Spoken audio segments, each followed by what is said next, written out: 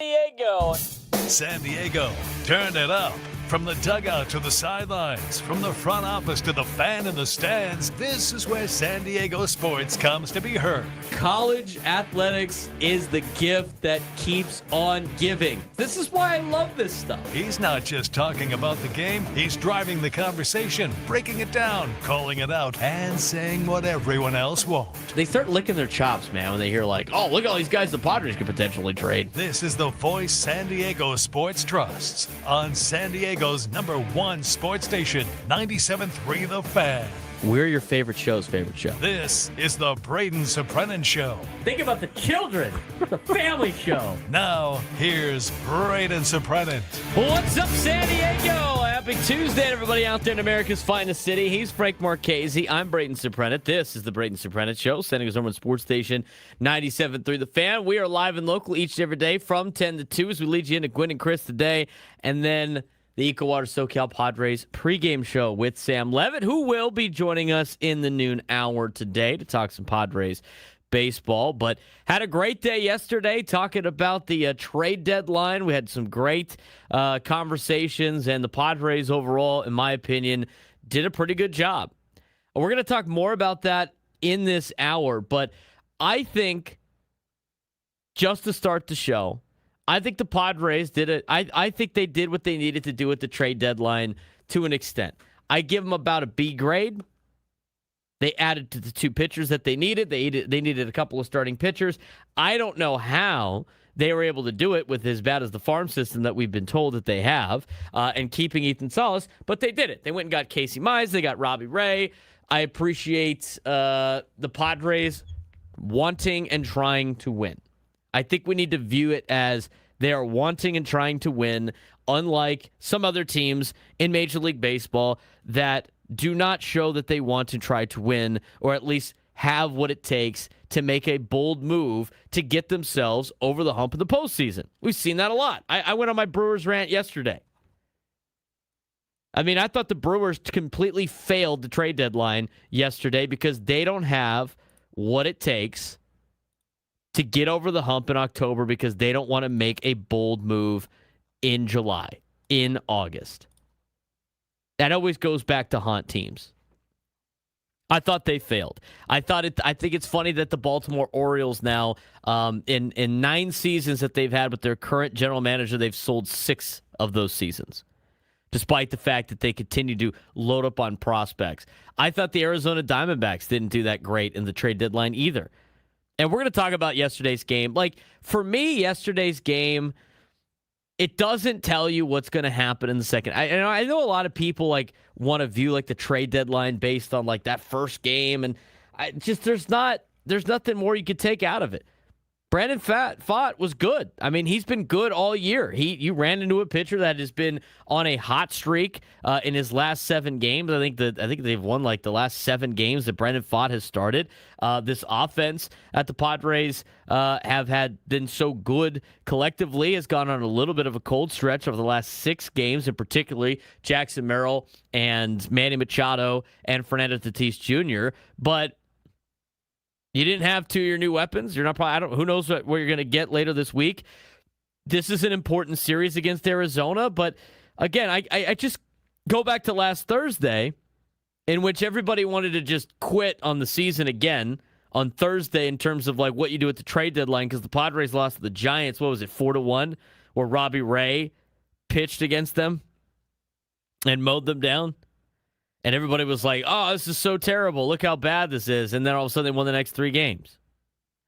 So, yes, they lost yesterday. Yes, it's not a great time to lose when you have the Phillies and the Diamondbacks win. Yes, you are 2 games out of a wild card spot, but you still have the rest of the month of August and all of September, and you have 6 more games against Arizona. You got to find a way to take 2 out of 3 of the next 3 games, in my opinion.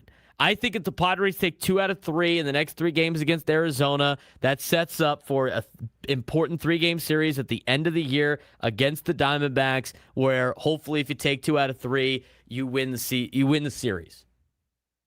and it hopefully puts you into the postseason spot. We'll see what Arizona's got the rest of the way. As we've gone through their schedule, it's going to be very difficult for Arizona. We didn't really go over Philadelphia's schedule too much, Frank, because I thought they were so far ahead it wouldn't have mattered. We went over the Pirates' schedule instead. But as of right now, yeah, you lost the game last night. Offensively, didn't get a lot of breaks. Pitching wise, Michael King again. He's just been all over the place this year. He's been up, he's been down. Unfortunately, he gets himself into problems, and he made the bad pitch to Tim Tawa, who hit the home run to put the Arizona Diamondbacks, really ahead, if you will. So, we got a lot to break down from yesterday's game. We're going to talk more about the trade deadline as well, with Robbie Ray and Casey Mize now arriving for the San Diego Padres. But I don't think last night's game was a, setter for like the rest of the second half. It's a game that was unfortunate. Chalk it up. And this is a team you've been going back and forth with all season. Going into last night, you were even in games against Arizona in terms of wins and losses just against the Diamondbacks. I would imagine that's going to continue this week. So hopefully the Padres could take 2 out of the next 3. I think tonight's matchup's going to be tough.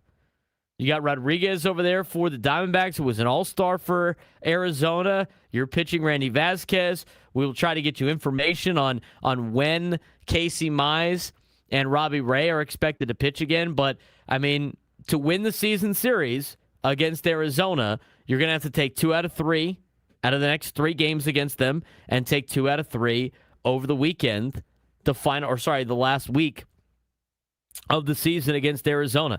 That's how you do it. And I think you're doing that for tiebreaker because you got a lot of games still left for both Arizona and for the Padres.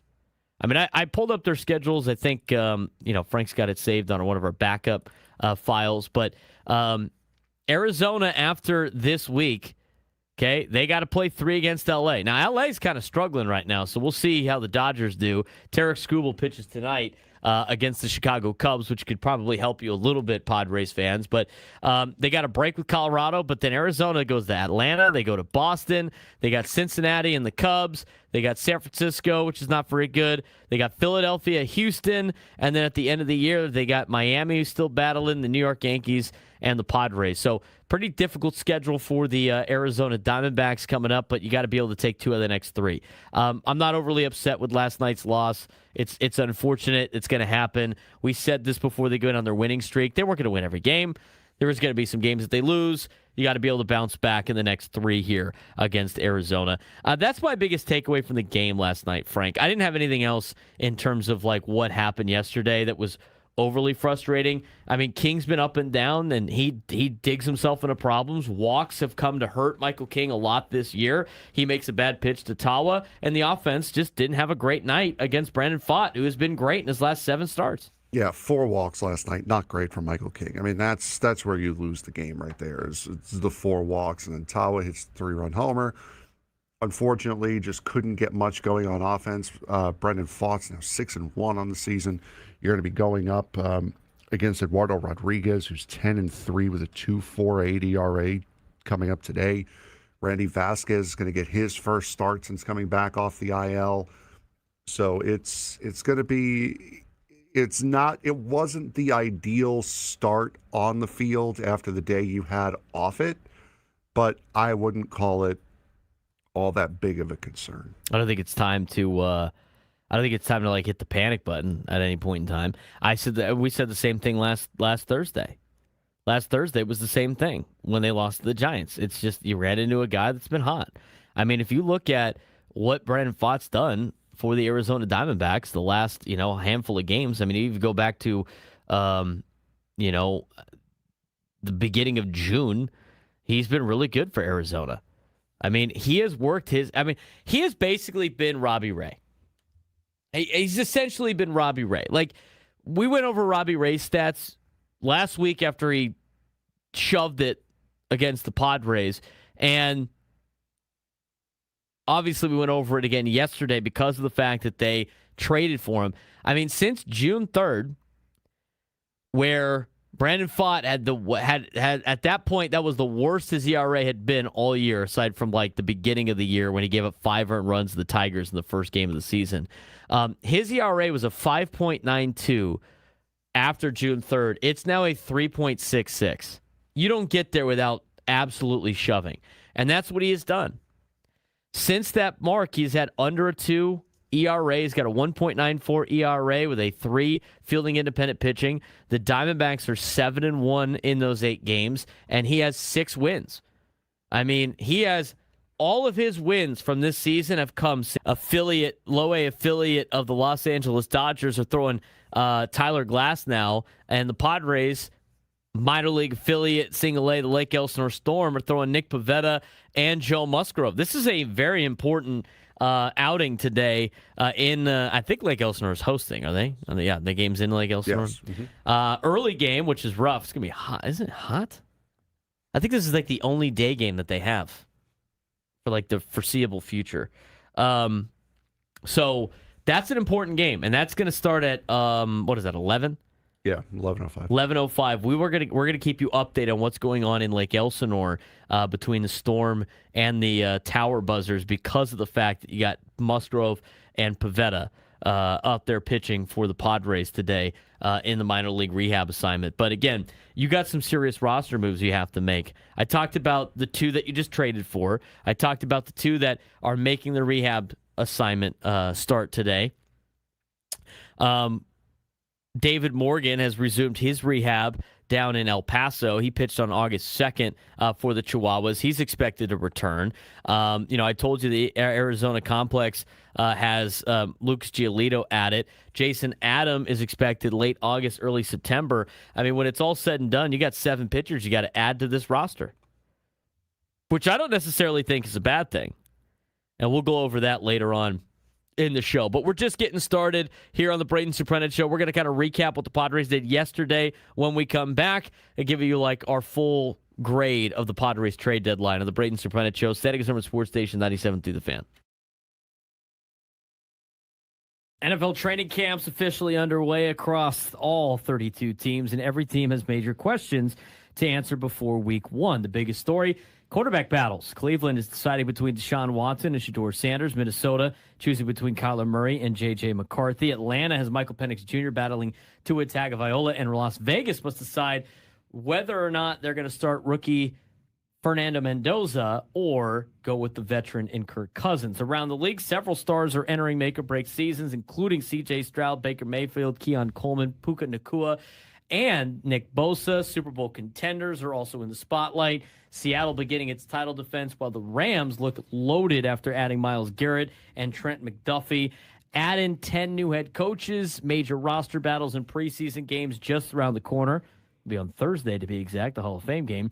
And the road to the 2026 NFL season officially underway. Let's go around the league. Let's start talking about quarterbacks, where there are 5 legit quarterback battles entering August with the Falcons, Vikings, Browns, Raiders, and Cardinals.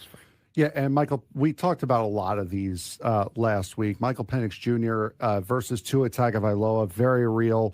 Are expected to battle once both return to full health. Penix is recovering from an ACL injury, while Tua dealing with back issues. For the Vikings, Kyler Murray versus J.J. McCarthy. They have been splitting first-team reps so far during training camp, with a decision to be made before joint practices begin later on this month. Cleveland is going to be Deshaun Watson versus Shedeur Sanders. They are alternating reps as well. Vegas, Kirk Cousins versus Fernando Mendoza. Why would you start Mendoza? I have no idea. Because you're the Raiders. Arizona has Jacoby Brissett versus Gardner Minshew versus Carson Beck. Why is Gardner Minshew being considered? That's shots fired at Gardner Minshew. I'm just saying, you just restructured Jacoby Brissett's deal. You drafted Carson Beck. I understand that Gardner Minshew's had a couple of flashes in the NFL, but let's be honest here. This is between Brissett and Beck, please. I think so, too. And Beck's looked pretty good so far, but I just, with Arizona, I still think they're not going to be very good. I still can't believe you can go into a season thinking Jacoby Brissett's going to be your leader of the team in terms of like this on-field production. I think Tua is going to outdo Michael Penix Jr. The Kyler Murray, J.J. McCarthy thing is very interesting. Even if you go with Kyler Murray, like, is he going to make it through the whole season? Has he been able to make it through the whole season? He makes a lot of mistakes too. And how about J.J. McCarthy already? I mean, I know he hurt himself for the first year that got watched. He didn't look very good last year, and I just don't know, if he's got what it takes to be that everyday guy in Minnesota. I mean, this is make or break for them. Cleveland, Deshaun Watson, Shedeur Sanders. That's kind of a rock and a hard place for the Browns. I look at this, and even though we have legit quarterback battles, Frank, a lot of these options aren't very good, like across the board. It's not like you have two really good quarterbacks battling out for a spot. I mean, you got two very average at best quarterbacks for everyone. The only one that's not is the Raiders' dilemma, but you don't want to get your rookie guy killed. No, absolutely not. That makes absolutely no sense. There are several quarterbacks that are also entering make or break seasons. C.J. Stroud, Daniel Jones, Geno Smith, Jaden Daniels. How about Baker Mayfield being disrespected? He didn't get a contract extension. Come on, man. I mean, you've been on so many different teams. You're not at that level. And he's played some pretty good quarterback in the NFL. He's been he has lasted a lot longer in the NFL than I thought he was going to. Same. But every time you think he makes a step in the right direction, he takes another step backwards in terms of like being likable, if you will. There's a lot of players that have everything on the line in this training camp. We talked about Michael Penix Jr. already, Shedeur Sanders, obviously, but a couple of players that are not quarterbacks. Keon Coleman, he admitted himself this is a make or break year for him in Buffalo. Roma Dunze, after a struggling year last year with the Bears, where they have a lot of other weapons that they could go to. I mean, he's looking to bounce back after injuries and inconsistency, trying to improve his production. Rashee Rice, he needs both production and improved off-field decisions entering free agency. And then you got a couple other players that are near the elite level, like Puka Nacua. Can he match his elite ability with his, can he match his maturity with his elite ability? Nick Bosa is returning from an injury for the Niners. They have a lot of guys that are make or break with some injury news. And then Baker Mayfield, playing for what could become one of the NFL's biggest quarterback contracts, but a guy that I don't necessarily know if he's going to get said quarterback contract. Yeah, there's a lot of position battles as well across the league. A lot of teams that have big issues that they're trying to figure out. For the Browns, Vikings, and Falcons, again, quarterback. Bills, left guard, protecting Josh Allen. That is one of their biggest things that they have to figure out in this training camp. The Chiefs have multiple starting cornerback spots that they need to fill. Cowboys, left tackle. 10:18 on a Tuesday here in America's finest city. A little marine layer this morning. Cooling people down a little bit. Like that. We're broadcasting live from the Bill House Studios. We know how. He's Frank Marchese. I'm Braden Surprenant. We're the Braden Surprenant Show. Setting up at Sports Station 97.3 The Fan. Okay, let's talk a little bit about the trades that happened yesterday. We were doing it in live action yesterday. It was a fun show, being the trade deadline show. Trade deadline shows are fun, Frank. I mean, that was good. Yeah, that was great. Enjoyed yesterday very much. Love those days. One of my friends is like, "Are you upset now that trade deadline is over?" And I responded with, "No." Yes, I actually had to work again. No, because now it's playoff push time. All right, let's talk about what the Padres did yesterday. Okay, so they entered the trade deadline looking for what? Starting pitching. Starting pitching was a massive problem for the Padres to the point that they had two actual starting pitchers on their team. One of them was brought in to compete for the number 5 spot, not be the number 2 guy in this 2-man rotation. And for nearly 2 weeks, the Padres had essentially abandoned the 5-man rotation and relied on an 11-man bullpen. They had their Ramon Marquez do it, J.P. Sears, Randy Vasquez, all serving as these hybrid bulk relievers behind openers, while Michael King and Walker Buehler remained the only true starters. Now, while the strategy surprisingly worked because they went 5-2. Everyone inside the organization acknowledged it simply was buying time until the trade deadline, where A.J. Preller had to step up and go get a couple of starters. And that's exactly what he did. Instead of just one starter, the Padres acquired Robbie Ray from San Francisco and Casey Mize from Detroit, which gives the Padres arguably the biggest rotation makeover of any contender. Aaron Boone even said so while he was interviewed on John Boy's whatever deal that they do. They asked him about who they thought the number one, like who they noticed at the trade deadline. He mentioned that Lars Nootbaar went to the Padres too. I think he just saw one of those reports. He ended up going to the Arizona Diamondbacks instead, but that's neither here nor there.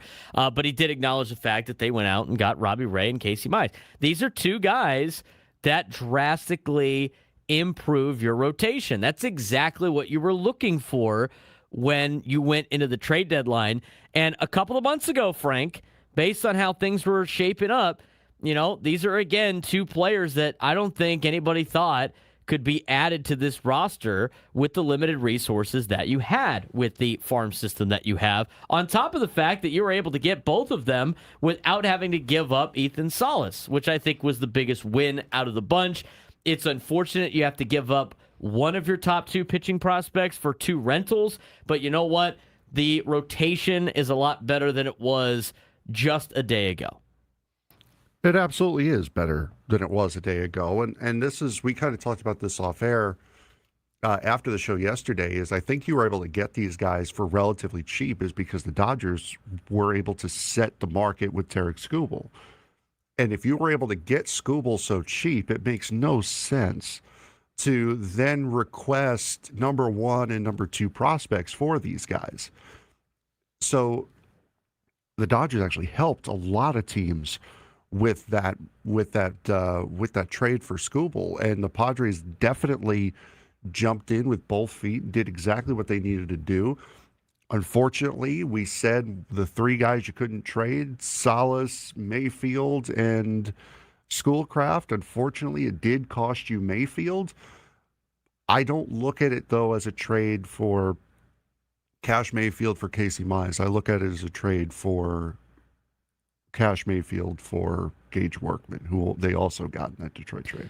We'll talk about Gage Workman in just a little bit. But from the starting rotation standpoint, you accomplished what you needed to accomplish. You added two starting pitchers, and everything that was about this trade deadline was the Padres were expecting that one of the injured players for them and Joe Musgrove or Nick Pivetta was going to come back. They're both pitching today in Lake Elsinore, which I think is very significant, and that game's going to get underway in just over 30 minutes or so. We'll keep you updated on what's going on in Lake Elsinore. It's a pretty big day up there for both the Padres and the Dodgers for their single-A affiliates. Tyler Glasnow is having a rehab assignment for the Dodgers, while the Padres are throwing Pivetta and Musgrove today with Lake Elsinore. We'll see how long they're allowed to pitch. We'll see how they look. Obviously, you're not looking at results. This is more of, can they handle game action and then the next day be able to be recovered? That's what this is about. So that game will be on what? MLB.TV, right? For the people that subscribe to Padres.tv or MILB.TV. Yeah. Right. So that's where you can see that. It's not like they're not going to stream another website or anything like that. It's part of, you have to have the MILB.TV, correct? Which usually comes with a lot of the MLB.TV, at least for your affiliate, right? Like if you pay for Padres.TV, I think you get it. Get your affiliate games, yeah. Wow. So that's going to be a fun. And the fact that they're playing in the daytime is kind of crazy, too. They never do that in Lake Elsinore. So we will keep you updated on what's going on in that game starting at 11:05. But the goal was to add starting pitching, and the Padres are really going all in on having Musgrove and Pivetta back. And if you get one of those guys back, you get both of them back, you're in a really good spot. And I don't necessarily think that you can view that as, adding. It's like you added four arms at the deadline, because I don't know what to expect with Joe Musgrove or Nick Pivetta. I think I think expecting them to be at their best is unrealistic expectations. That doesn't mean they can't pitch to that level. I would just be cautiously optimistic when they come back that they can achieve what they achieved in the past. I mean, hopefully they can. I mean, but right now, you're not asking them to be last year's Nick Pivetta or what was that, 2021 Joe Musgrove. You're asking them to get you 5 innings right now, especially with how your bullpen is. So by adding those two back and getting Robbie Ray and Casey Mize, the rotation looks a whole hell of a lot better than it did more than 24 hours ago. What did they get in Robbie Ray? He's a 34-year-old left-handed starter, 2021 American League Cy Young Award winner. He is a rental, so he will not be, he will be a free agent at the end of the year. And the Giants are paying half of his remaining $7.4 million salary, which is good news for the Padres and something that we thought was going to happen when this trade was made, because this seems to happen all the time when the Padres trade for rentals. So he has quietly become one of the baseball's hottest pitchers. Since June 16th, Robbie Ray's got a 1.09 ERA, which is tied for the best ERA in Major League Baseball in his 8 appearances and 7 starts, multiple scoreless outings, 3 starts of at least 8 innings, 4 outings of 6+ innings. Ironically, one of those starts did come 4 days ago against the Padres, but even though the Padres hitters felt Ray wasn't especially sharp that day, he still allowed only 1 run, 6 innings, 4 hits, walked 1, hit 1 batter. Padres got a firsthand reminder that even when Robbie Ray doesn't have his best stuff, he could still dominate, and I think that was a big addition yesterday for the San Diego Padres. I'm looking forward to seeing him in a Padres uniform. Yeah, for Robbie Ray coming in, that is a big one, and something else you don't normally see out of this Padres starting rotation. It brings in a big left-hander. This is a genuine number 2 starter. This is a guy who can really help, does have late season playoff experience. So I'm thrilled to see Robbie Ray coming to San Diego. Who is back in a Padres uniform, back in the Padres organization. Yeah. Robbie Ray was in the Padres organization for a very small amount of time. He was traded as part of a 3-team trade in which he was part of a trade that put him with the organization for a small amount of time, if is that what the report said. But hey, you know what? He's back. So Robbie Ray is a big ad. The other one is Casey Mize. Now I thought this is a lot better than any of the other at the buzzer deadline moves that the Padres have made. They got Casey Mize. He's 29 years old. He was the former number 1 overall pick in 2018. He is also a rental right-handed starter. He has a 2.70 ERA in 16 starts, a 3.23 ERA since returning from injury. Considered one of the top starters available at the deadline, and Mize missed time twice with groin injuries, but has looked healthy since returning. He immediately becomes one of San Diego's most reliable rotation options. And I think Casey Mize is a huge add to this team, not only because you made your team better, but the team you're competing with, even though you lost to him last night, Arizona was looking at Casey Mize. Arizona was looking to add to their starting rotation. A lot of Arizona accounts think that the Diamondbacks failed by not adding a pitcher. So not only did you get Casey Mize, you prevented your rival and somebody you're competing for a playoff spot with from getting Casey Mize too. I see this as a double win for the Padres in the starting rotation. Yeah, and that also goes to the fact that Arizona didn't do much yesterday. I mean, they only got Lars Nootbaar, which isn't really a blow your socks off move.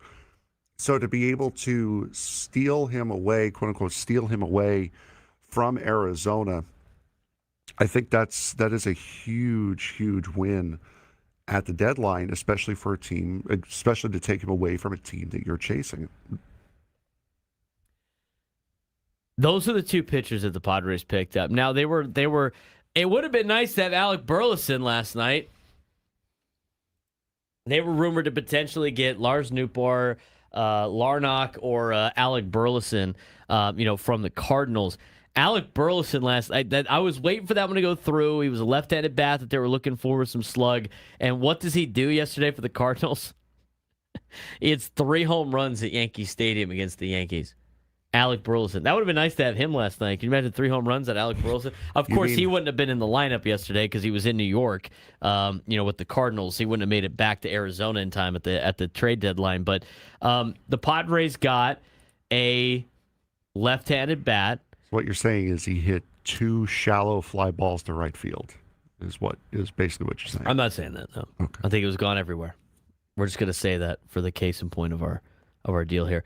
But they went out. They got a guy whose nickname is Tater, or his middle name is Tater. So maybe that's going to be the big help for the Padres and a guy like Gage Workman.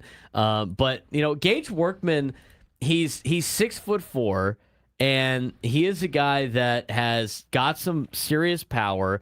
He went to Arizona State. And I could see him, being part of this team, especially with the fact that Gavin Sheets could be potentially going to the IL. They said maybe not being on the IL, maybe he will, but Gage Workman, we'll see what team they add him to, but I could see him really helping out this Padres team because, again, you look at his overall Major League stats, he's had a cup of coffee in Major League Baseball, but he hasn't. It's not enough to really determine how good of a player he is. This season with Detroit, he's hitting 158 with 2 home runs and 5 RBIs. But in AAA, Frank, he had some pretty big numbers. Yeah, he has been a very, very solid player down in AAA. I believe he was hitting over 300, just barely over 300, down in AAA Toledo for Detroit this year. So he's very, very young as far as Major League availability. So you'll have him for a long time. Did play for the Cubs a little bit last year. There was a video going around of him dropping an infield pop-up as a third baseman here with the Cubs last year. But other than that, Workman is a young player. He's got less than 100 games, less than 50, I think, games at the major league level. So he's somewhat of an unknown commodity. But the control that you get from him is why I think over time, this is going to go from the Casey Mize trade to the Gage Workman trade. Yeah, it's a bold statement there. Hopefully it works out. Hopefully that is the case. He has played the big league level, second base, third base, shortstop. He has also been a DH, and of course he's pinch hit a couple of times. So he is a utility guy that's gigantic. He's a 6'4", 202-pound utility infielder that I'm sure with some time could probably get an opportunity in the outfield, if you will. But I could see him being a high ceiling guy. I mean, his full name, it's not his nickname. His full name is Gage Tater Workman. And he's going to the Padres organization that actually drafted his dad back in the 90s. So that's pretty cool too. I'm excited to watch him play a little bit. I am. He's from Arizona originally. He's from Basha High School in Chandler, Arizona. And the report from Kevin Acee in his daily newsletter today was another move to watch is Gavin Sheets potentially going to the IL. He has been battling plantar fasciitis. If he lands on the injured list, new acquisition Gage Workman could join the active roster as another left-handed utility option. I'd love to see him out there this week against Arizona, see what he's got a little bit, especially in a place where you can hit the ball very far, in a place he's familiar with in Arizona, a place that he grew up playing baseball. So that's kind of what happened for the Padres in terms of what they acquired. They acquired 3 players at the deadline. They doubled down on the starting pitching, which I thought was great. They didn't get a fancy bat at the deadline with a established pro, but they definitely got a guy with some high upside. And when I think of this, I think of I think of the. Oh man, he's on the A's now. This just reminds me of, and I'm not saying that he's going to be this player. But it reminds me of the, they had him for like a week or so. Oh, man, I'm blanking on his name. He was like an all-star for the A's a couple of times. They got him from the Twins. I think he's hurt right now. I'm looking it up. But he reminds me of the big bat that they got that was like a minor league guy that had a chance to do some damage in Brent Rooker. He reminds me of like Brent Rooker. That's who it is. When the Padres acquired him, I think I don't even know how many games Brent Rooker played for the Padres. When they acquired him as part of, I think they got him with the was it Taylor Rogers or something like that. Brent Rooker played exactly 2 games with the Padres, and before that he had had a cup of coffee in the big leagues. And honestly, I think I think it's an interesting comparison between Brent Rooker and Gage Workman. We'll talk more about that when we come back. We also will look at what the Padres have to do roster-wise, because they have 7 pitchers potentially coming back that they have to rearrange on their roster. We'll discuss next on the Braden Surprenant Show, San Diego Sports Station 97 through the Fan.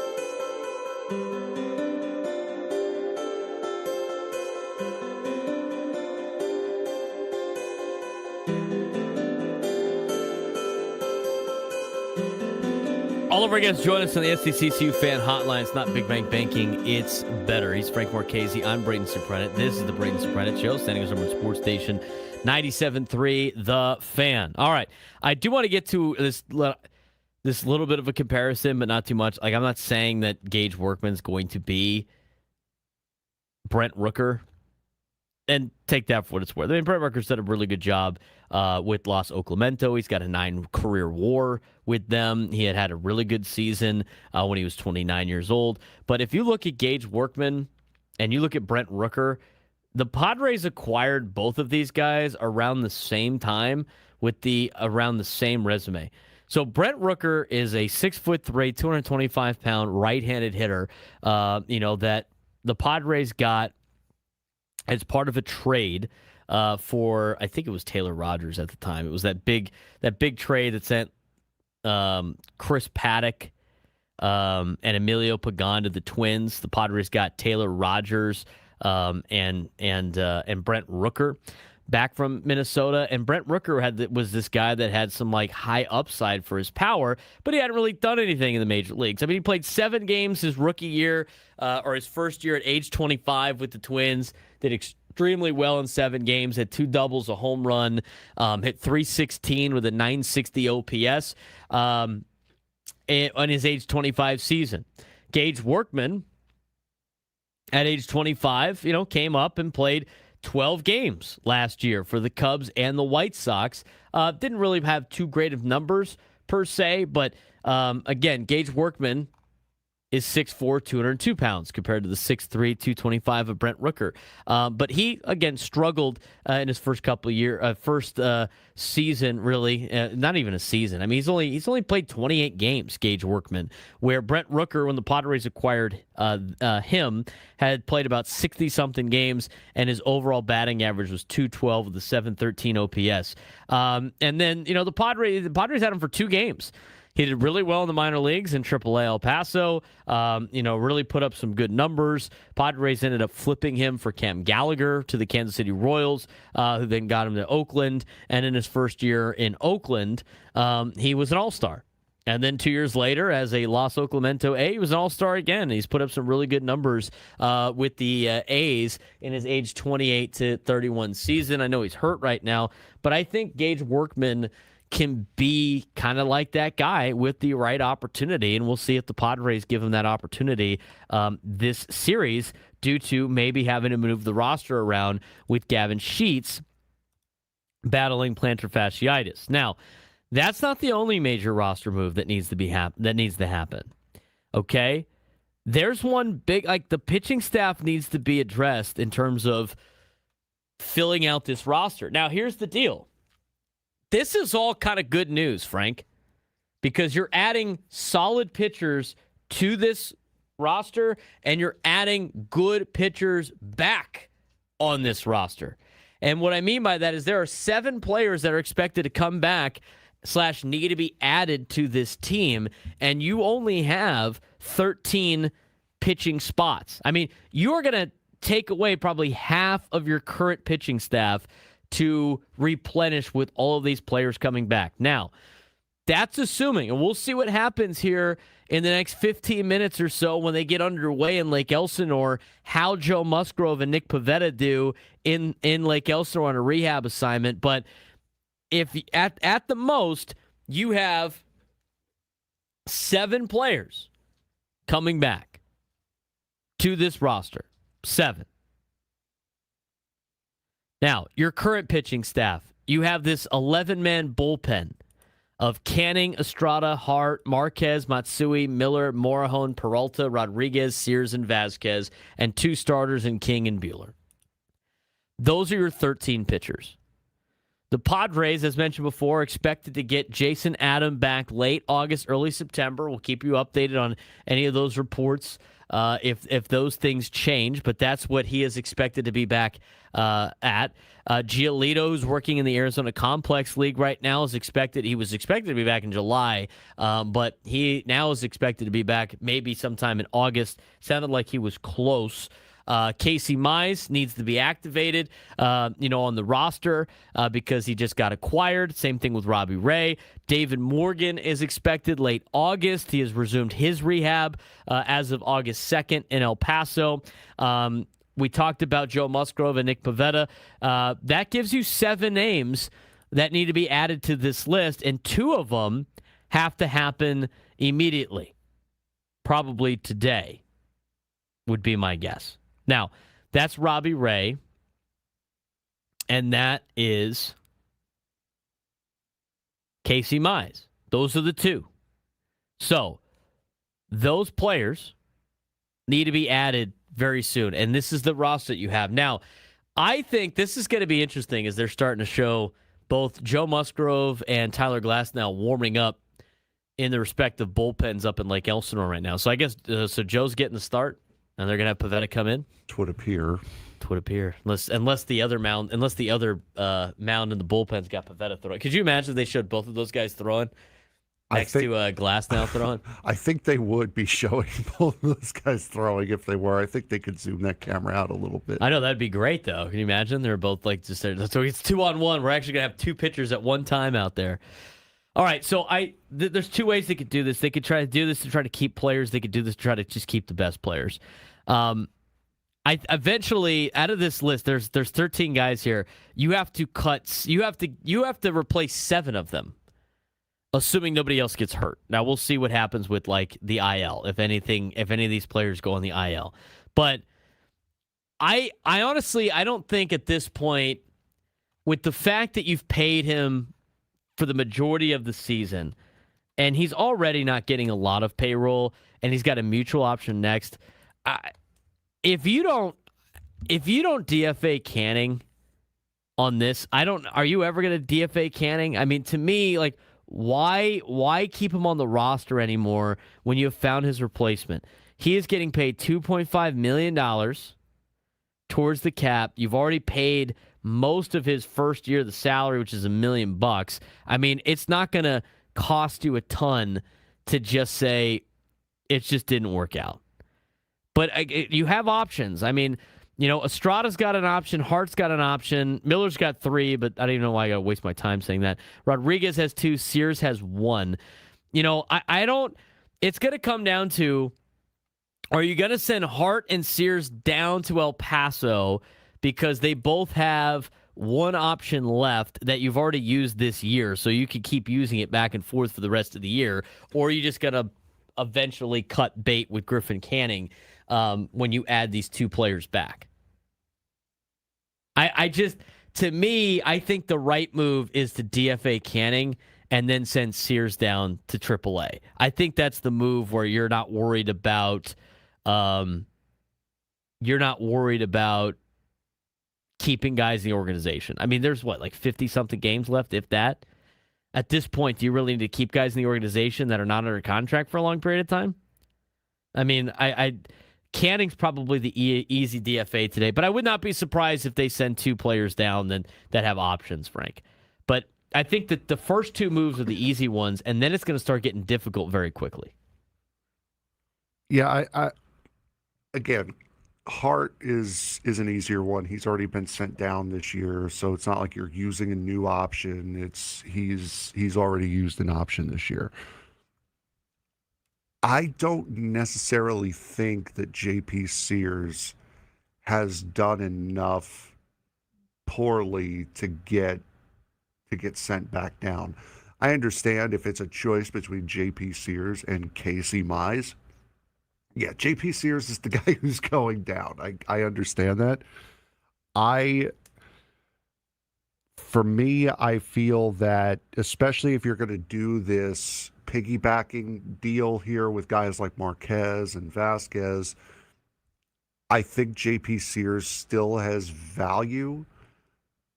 Kyle Hart has been good. He definitely has been, but you don't have as much tied up in Kyle Hart. You don't have as much investment in Kyle Hart as you do with JP Sears. My decision today would be Canning and Hart. That would be. I'm if keeping I Hart. were, You're paying him $1 million this year. He's at 1.2. JP Sears is getting league minimum. Or no, he's not. He's getting 2.7. Hart's pitched better than Sears. right, but Sears, you have more years of control with Sears. I want to see. And you have a $2.5 million club option for Hart, though. I mean, you could keep him. I just think right now you could use Kyle Hart in more of a bullpen role than JP Sears, and I'd let JP Sears go down to the minor leagues and continue to log innings. Hart's looked way better than Sears. No, and Hart has been very, very good this year. Absolutely, he has been. I'm not saying to send him down. It's a choice between Hart and Sears. Assuming you DFA Canning. If I'm AJ Preller, Griffin Canning is getting DFA today, or tomorrow, or whenever. Then it becomes a choice of Kyle Hart and JP Sears. I've seen what Kyle Hart can do. I would say, listen, we're assuming we need to send Bragley down. You're going to be our first guy up, something like that.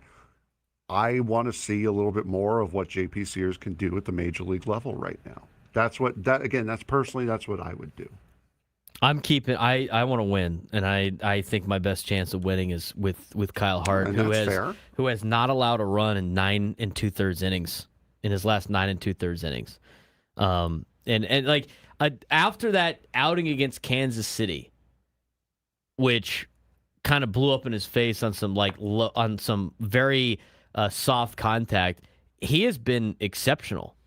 I mean, he has thrown up 0 after 0 after 0 after 0. And before that fluke of an inning in Kansas City, he had a 1 inning of scoreless ball against Toronto. And then before that, he only gave up 1 earned run against Arizona and the Dodgers. I like the way Kyle Hart's been pitching. I think he gives you a better chance to win right now. And I think the benefit of JP Sears is the fact that he could get you a little bit more in terms of innings because you needed him to be kind of like that starter more than Kyle Hart. But now that you have your starters back and you're getting 2 starters on this list, I think you can send Sears back down so he can log some more innings in AAA and try to be a longer guy. I mean, if you look at just the last couple of outings for Sears, you know, he's got a 4.67 ERA. Now, he's throwing a lot more innings,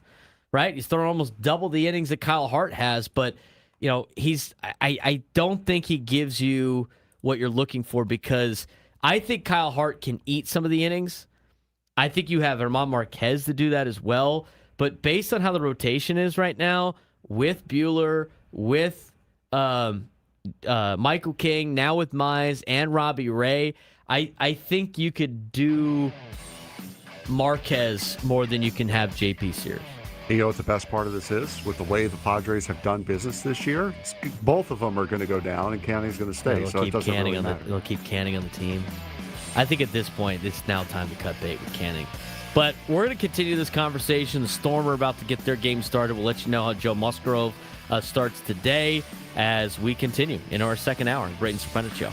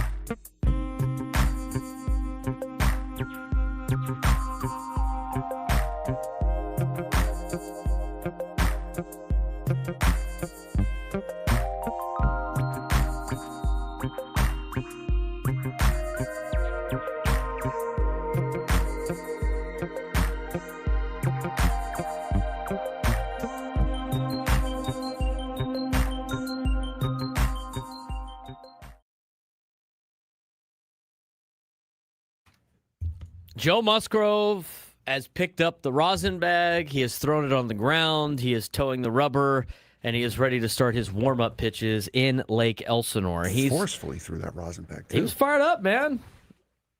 He wearing the Storm outfit, uniform, kit. How costume? How many things are we calling it?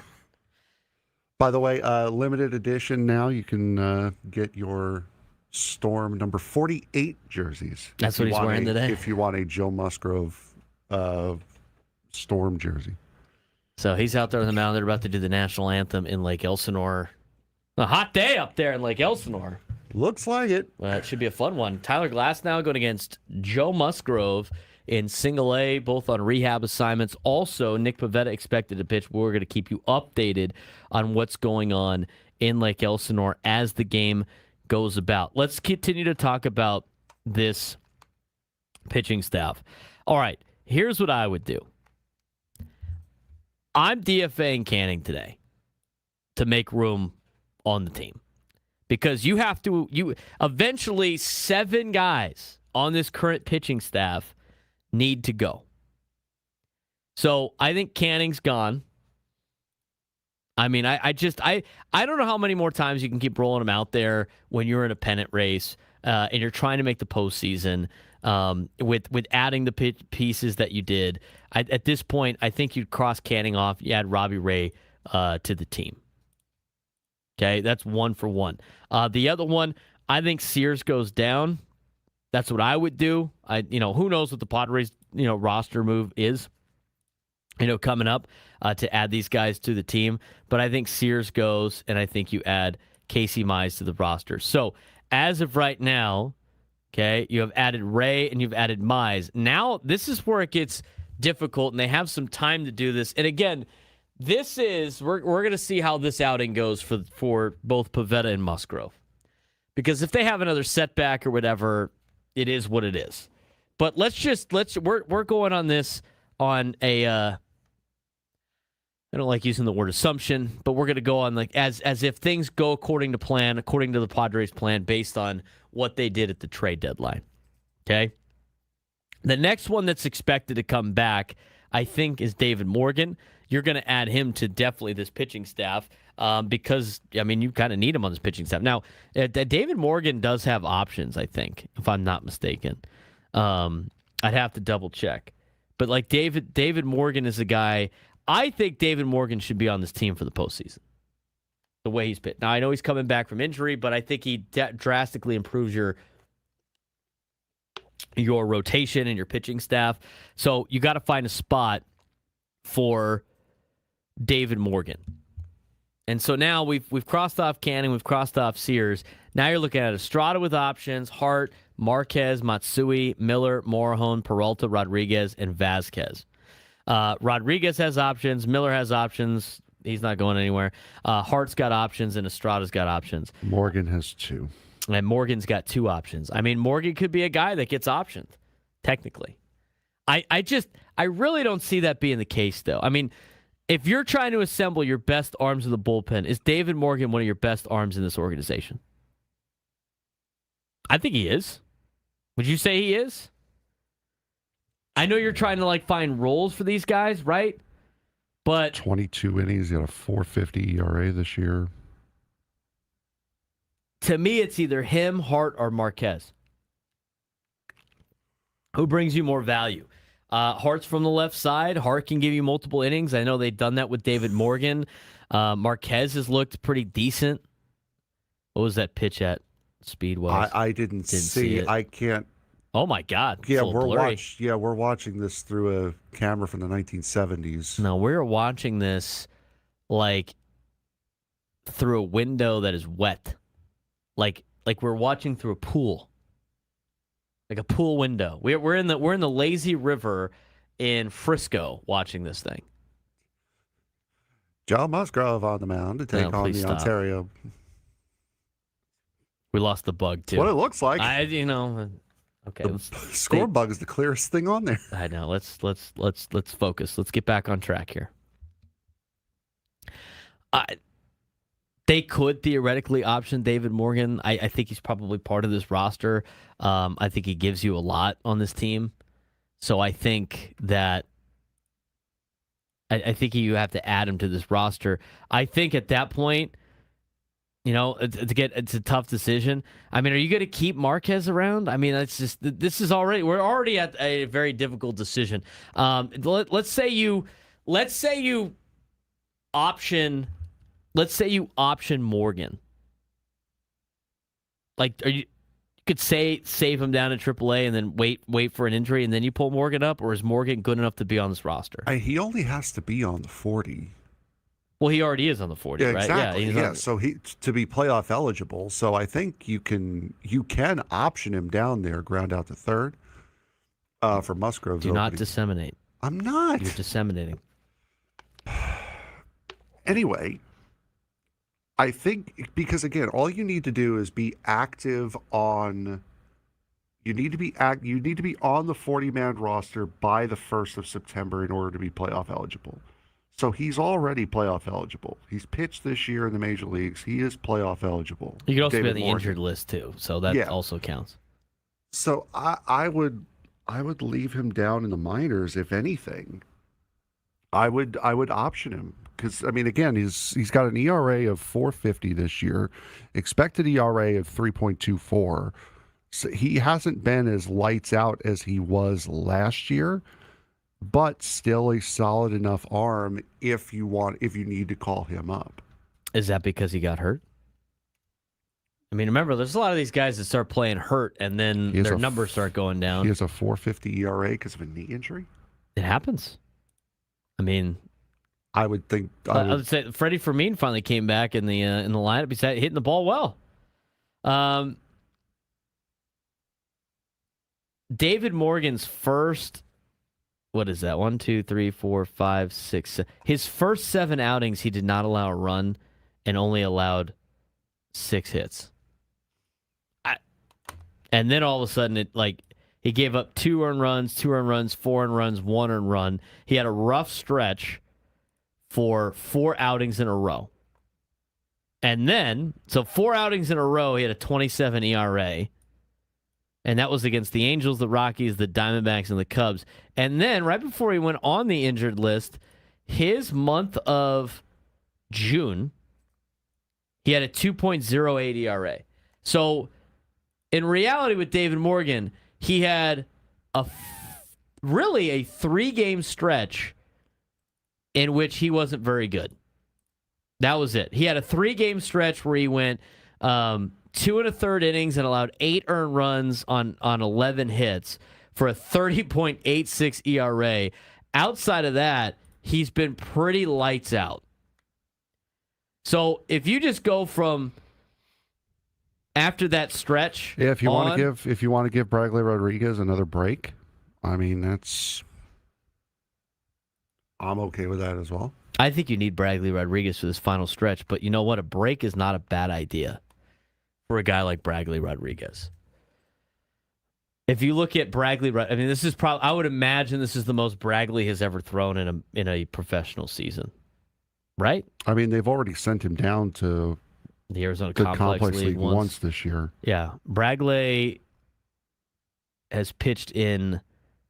Oh yeah, he's pitching 46. He's at 48 innings. He's pitching 46 games. You know, maybe you save him for the stretch run. So maybe those guys are 1 for 1 at this point. Oh no, those are the beginning of the year. Sorry, they flipped it on me. No, well, Morgan's got options. Let's just say you option him to AAA and save him down there waiting for something else to happen. So that checks him off the list. So now you have added Mize to the roster, and you have added Ray to the roster, and then you have optioned Morgan. The next guy back should be a guy like Lucas Giolito, and that's another difficult decision. Are you keeping him part of the team? I mean, is he going to be a guy that is better since he came off of the injured list? I mean, he hasn't been very good. I feel like you have to give him a chance based on what you invested in him, and if that's the case, you know, to me, he's a guy that will be part of the rotation, I guess, at this point, which means you got to lop off somebody that is your extra player, if you will, your long relief, your bulk relief guy. That's either Marquez or Hart. I guess at that point, you're going to see how good Marquez is. Let's just say for trying to keep players, you go with Hart. So now you add Giolito back to the team. Hart's got options, so that makes it a little bit easier because he's got options. So then you add Giolito to the rotation, and now you're looking at you actually have a 5-man rotation for the first time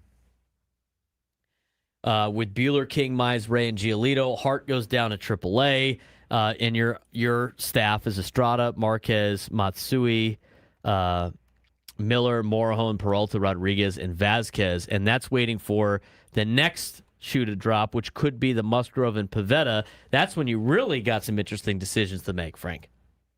Yeah, I mean, that's... And looking at Lucas Giolito, he's only had 1 outing this year where he hasn't given up a run. He's had two other starts where he's given up 2 earned runs or less. His last 2 starts, 5 innings, 7 hits, 3 runs, 4 innings, 7 hits, 4 runs.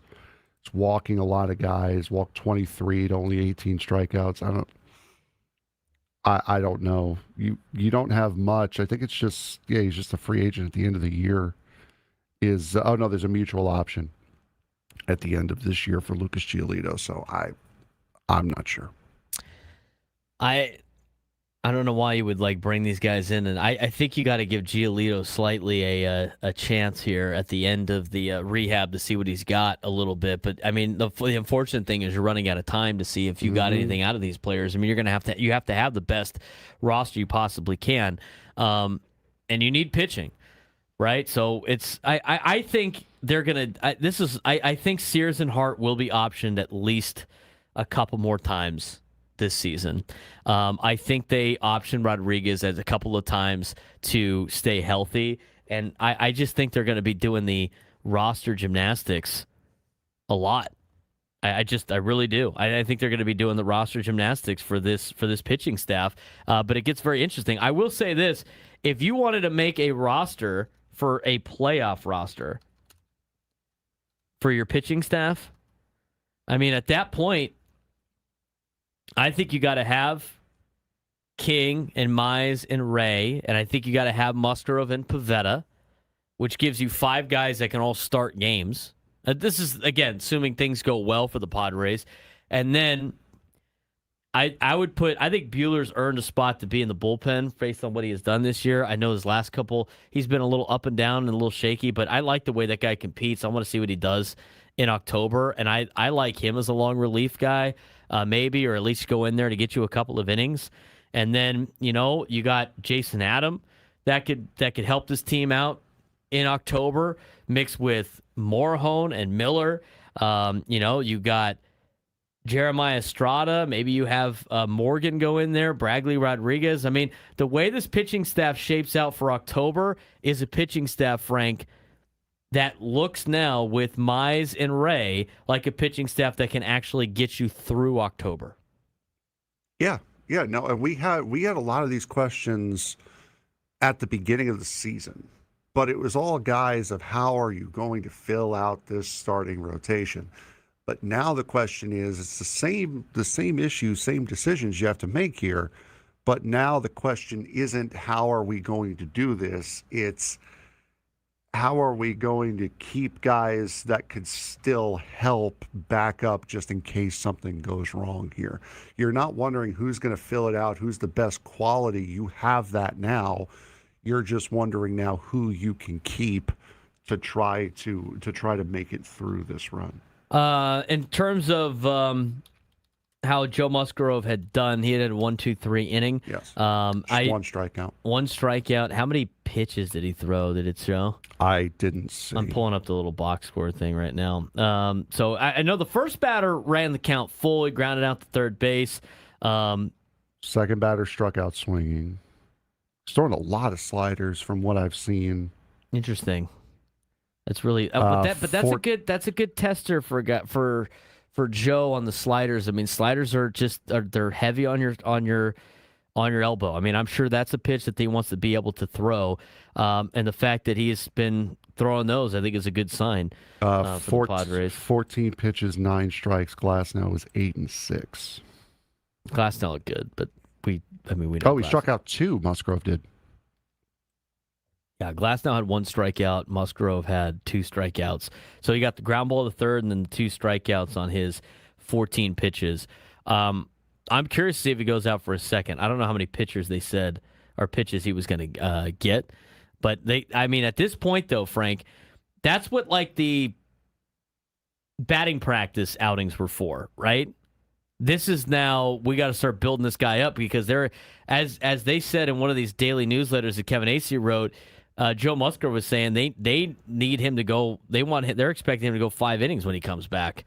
So I don't know what the pitch count number was. It sounds like in the YouTube chat they said I think maybe Craig Stammen said they were looking at 45 pitches. Well, he's at 14 now. He's at 15. We're in a commercial break. They're on a delay, but he threw a pitch. So we'll keep you updated on how Musgrove's doing. I would imagine it's going to be Musgrove for 45 pitches, and then Pavetta's going to come in for 45 pitches. But so far, so good on the Joe Musgrove front. I just think from a pitching standpoint, these 2 additions have been good for the Pods. We'll see what they do in terms of how they do in a Padres uniform when they are able to join the team and when they are going to be placed in that starting rotation. But I like the pitching staff. I like what AJ did yesterday on the trade deadline. At the trade deadline. 833-288-0973, 833-288-0973. Let's get out to the phone. Let's get out to Ron in La Mesa. Ron, what's going on? Well, guys, I'm a little hungover from the trade deadline. But can you imagine how these young kids up at Elsinore, the 18 and 21-year-olds, rolled out of bed today and go, oh, I'm going to see Musgrove, Pavetta, and Glass now. That's got to be heavy on their head, too, those poor guys. It's good to see Joe let loose a little bit here, and I'm anxious to see Pavetta. Glass now didn't look like he was injured at all. He was just punking it in there as fast as he could. Nice to see that some of the kids squared it up.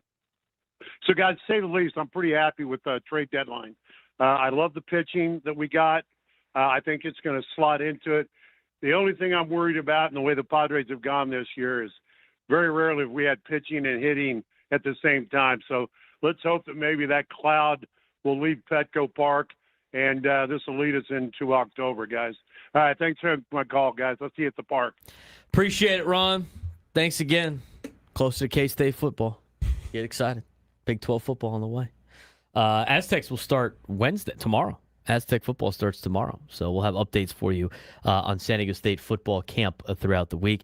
We're going to update you on the NFL in the 1 o'clock hour, and we will let you know what happens in the top of the second as it looks like Joe Musgrove's given up a couple of hits. We'll keep you updated on that when we come back. Braden Surprenant Show, San Diego Sports Station 97 through the Fan. We're going to give you a reason why San Diego FC and their fans should actually feel good about the 1-1 draw with Minnesota. Yeah, they did fall behind early in just 3 minutes into the match. And yes, they struggled in the first half, but the championship caliber teams that we've seen in soccer find ways to earn points even when they're not playing at their best. That's exactly what San Diego FC did. Mikey Voris made 3 substitutions in the second half. Alex Mighton immediately won a penalty. Anders Dreyer buried it, and CJ Dos Santos came up with a huge saves to preserve the draw. This wasn't about flashy soccer. It was about resilience. Earlier this season, San Diego won by overwhelming teams offensively. Now they're proving they can grind out difficult road results. That's a huge sign of growth. If San Diego can start games with the same intensity they finished them, this team has every reason to believe it can make a serious playoff run. Is San Diego FC becoming one of the most complete teams in Major League Soccer? Well, we'll discuss that here in a second. But, Frank, this is a team that wasn't able to finish. Now they're not really able to start, but they finished really strong. At least they're in a position now where they get points in the standings instead of a late dramatic loss. They nearly stole that game, too, as Marcus Ingvartsen hit 2 crossbars late in that game, including one with like maybe a minute to go in stoppage time in the second half. So it's been an interesting change from San Diego FC. It's not quite the team that we saw before the World Cup break, and they're still not quite the team they were at last year or even at the beginning of this year, but they're starting to put pieces together. They put a lot of focus on the second half of matches. It bit them in the opening match coming out of the World Cup break, but these last 2 have been very, very positive signs for San Diego FC moving forward. Yeah, just in terms of the details, I mean, Minnesota struck just 3 minutes into the game, and I got the notification on my phone. It was during the Padre game too, so I was like, oh, maybe the Padres did something but then I realized I was at the game, and so it couldn't possibly happen before. So I was a little upset at the fact that I looked down, because that's the deal when I'm watching the Apple Sports app is so fast that you get the buzz. You're like, what happened? And you're like, something amazing is about to happen. I'm sitting there going like, I get the buzz in my pocket. I'm like, something amazing. Wait a minute. I'm at the game. I'm here. It's not a prediction, right? So I looked and it was, oh, wow, Minnesota's already up 1-0 on San Diego FC. What the hell is going on? Anyway, but they adjusted. They make some changes. They had a good clean sheet in the second half. And, the player's spotlight has to be CJ Dos Santos. While Dreyer will receive plenty of attention for converting the penalty, Dos Santos quietly turned in one of his best performances of the season. First half saves prevented Minnesota from putting the game out of reach before San Diego can settle into the match. And then second half, he really shined for San Diego FC. He's a big reason why this team won. Yeah, it's so nice to have your starting goalkeeper back, which is something that this team has missed all year long leading up to the World Cup break. So to have CJ Dos Santos back and to have him have as big a performance as he had, also made a couple big saves late as well, that is a huge, huge point of emphasis for San Diego FC, because without, sure, again, you could have had the Dreyer penalty, but without CJ Dos Santos, you're in a position to where that Dreyer penalty may not have mattered. So what's up ahead now for San Diego FC? Well, they shift its focus toward the opening phase of Leagues Cup, where every match becomes an opportunity to build momentum before returning to MLS play. The club has shown all season it can control possession and create scoring chances, but the next step is finishing those opportunities earlier in matches instead of relying on second-half rallies. And this is a team, by the way, that hasn't had too many second-half rallies. They've had more second-half failures than anything else. So they're still putting together a good 80 minutes, Frank. It's really the 10 minutes to make it 90 that has been a little bit of a problem. So as they now transition into Leagues Cup, it's a good break in terms of take your eyes off the standings of the MLS. This is a kind of, I view as a good opportunity to get back on track in games that aren't going to affect how you are in the table for the MLS. Yeah, you're not going to be playing another MLS match until you see LAFC on September 15th. However, there are 3 matches in between that. Coming up on Thursday, you're going to have Club America in the Leagues Cup. Then after that, it's Tijuana on Sunday, August 9th. And then it's Puebla on Wednesday the 12th. So you're going to be seeing San Diego FC playing here. All of those games are going to be on Apple TV, except for the Puebla game. That will be on Apple TV, but it will also be on FS1. That'll be next Wednesday. So Club America this Thursday, and then Tijuana on Sunday for this week coming.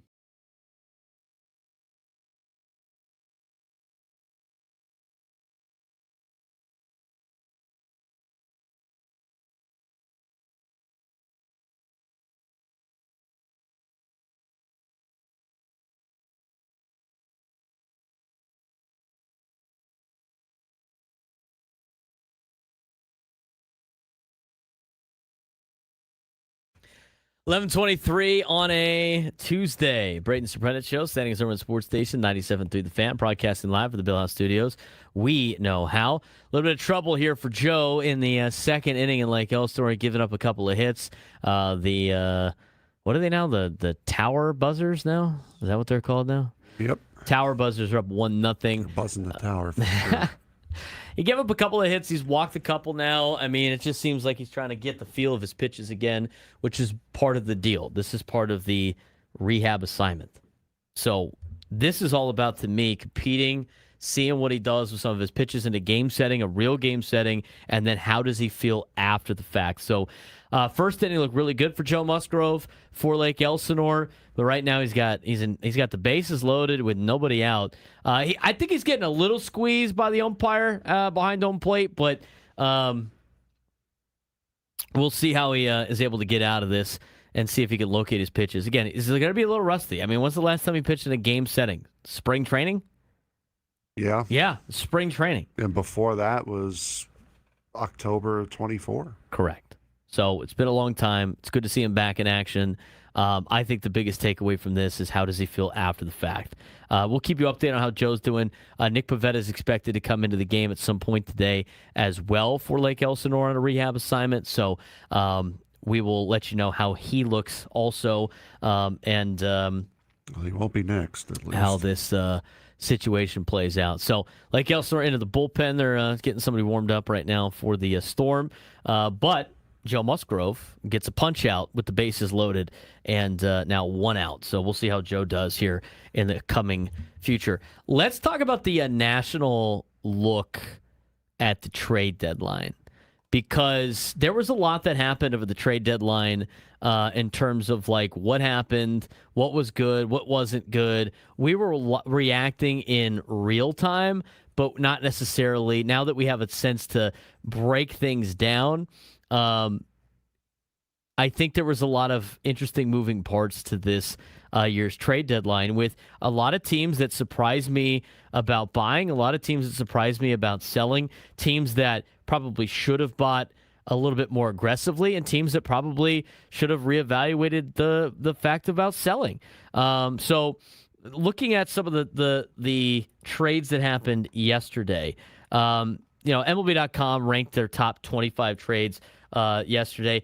The thing I felt interesting from ESPN.com, they thought the Padres trade deadline wasn't very good because they thought the Padres are not competing, so why would they trade for starting pitching? I think that's I don't know what's going on with the West Coast narrative. 100%. I don't know what goes on outside of the AL East. I don't know what's going on outside of the Dodgers as far as the West Coast goes. Right. In terms of like the teams that did the best job, I mean, it's hard to say the Dodgers did not do the best job by acquiring Tarek Skubal and not giving up anything relatively for it. They acquired arguably the best pitcher available. The whole narrative again of like any team can do what the Dodgers are doing, I think is tired. I think it's a way for the Dodgers to justify the fact that they are. They get to play by different rules. I think they want to puff their chest out and say they're so smart and everything like that. But they do a lot of things right. But they also get the benefit of the doubt a lot. So I get that like getting Tarek Skubal was a easy pickup for the Dodgers. I think it makes it easier to grade their trade deadline. I don't think everybody could do what the Dodgers do, period, in terms of like an overall organizational standpoint. But I do think the Milwaukee Brewers could have put a package together that was just as good, if not better, than LA. And I think the Dodgers getting Tarek Skubal doesn't show more about LA. I think it shows more about Milwaukee not wanting to go after it.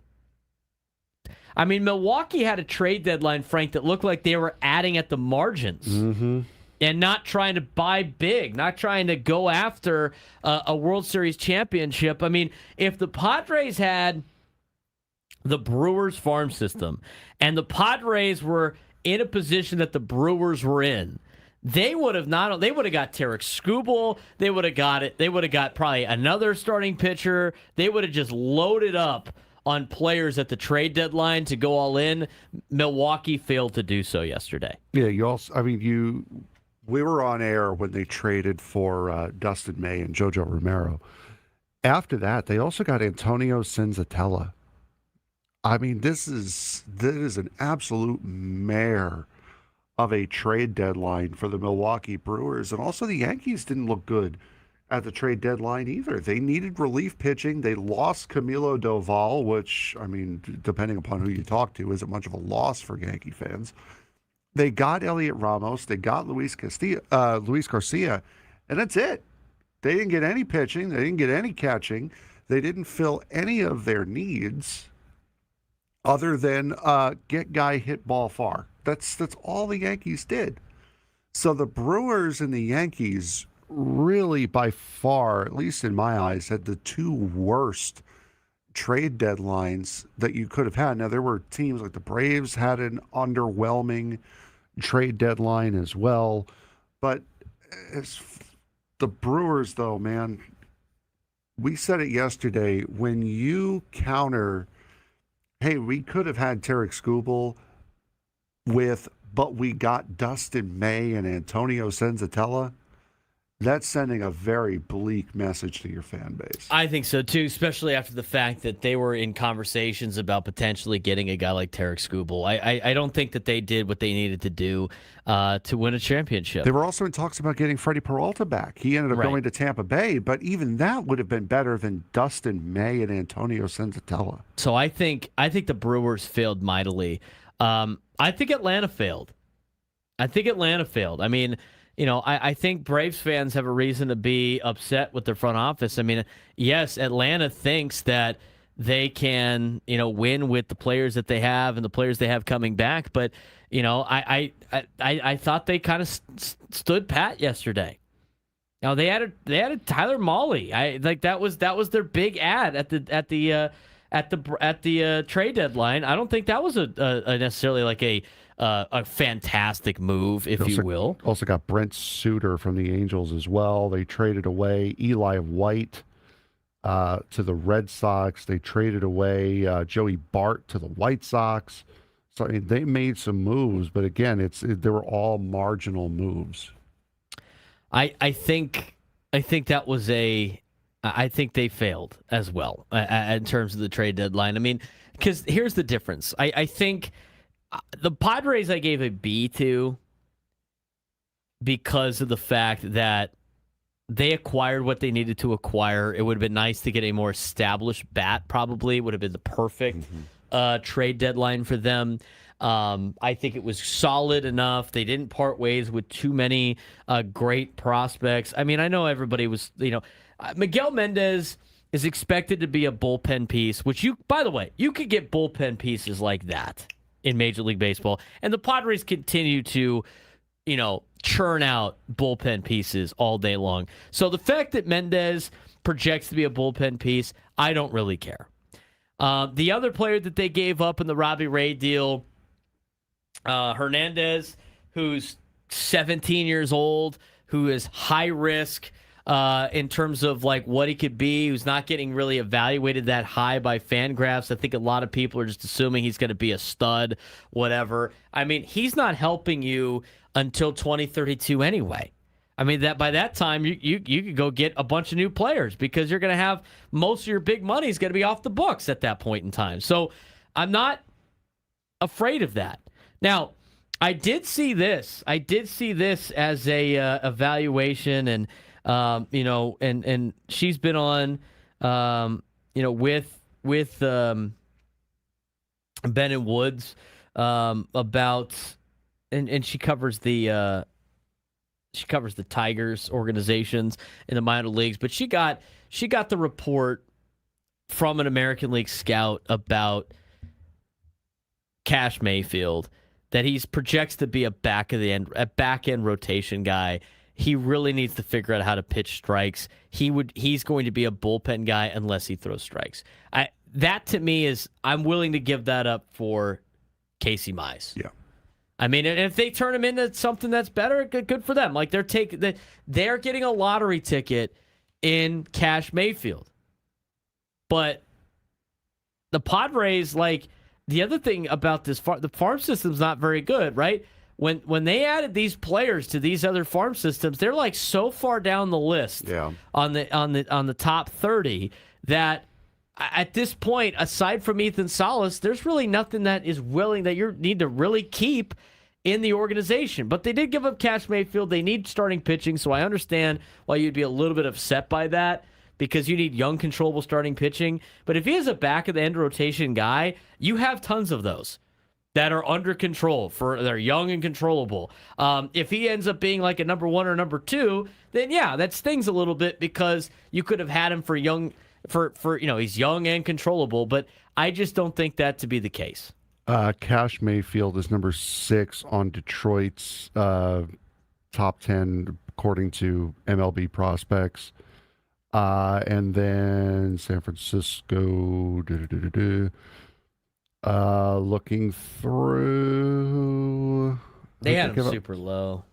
Miguel Mendez is number 14, and Joniel Hernandez is 21. Right. And you look at Fangraphs. And and those 3 guys 2 of them were top 5s for the Padres, and all 3 of them were top 10s.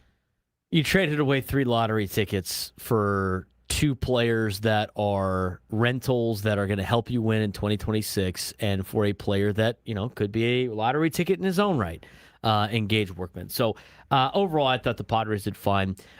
There's other teams that I think were a little head-scratching. I think a couple of teams probably, I don't know why they were selling, and they ended up selling. I think some teams stood pat that shouldn't have stood pat.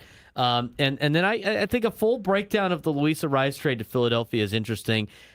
And we're going to get to all of that when we come back. We'll let you know how Joe Musgrove is doing. He got out of the bases-loaded jam with a strikeout and a double play. And it looks like he might have thrown his final pitch at about 39 pitches. Not a bad outing from Joe. We'll recap that as well when we return.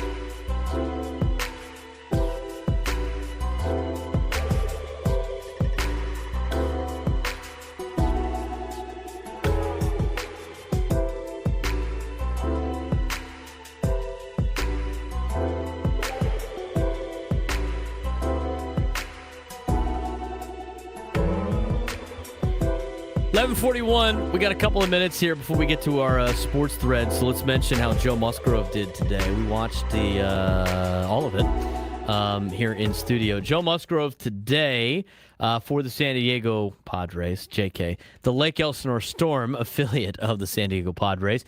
He went 2 2/3 innings, allowed 1 earned run on 2 hits with 2 walks and 3 strikeouts. He threw 39 pitches. He was throwing a lot of sliders today, a lot of breaking balls. I think he wanted to get a feel of all of his pitches out there on the mound today. And he got into a little bit of trouble, Frank. The first inning, he was great. He got a ground ball to third on the leadoff guy. The count ran full. His next 2 batters he faced, he punched out.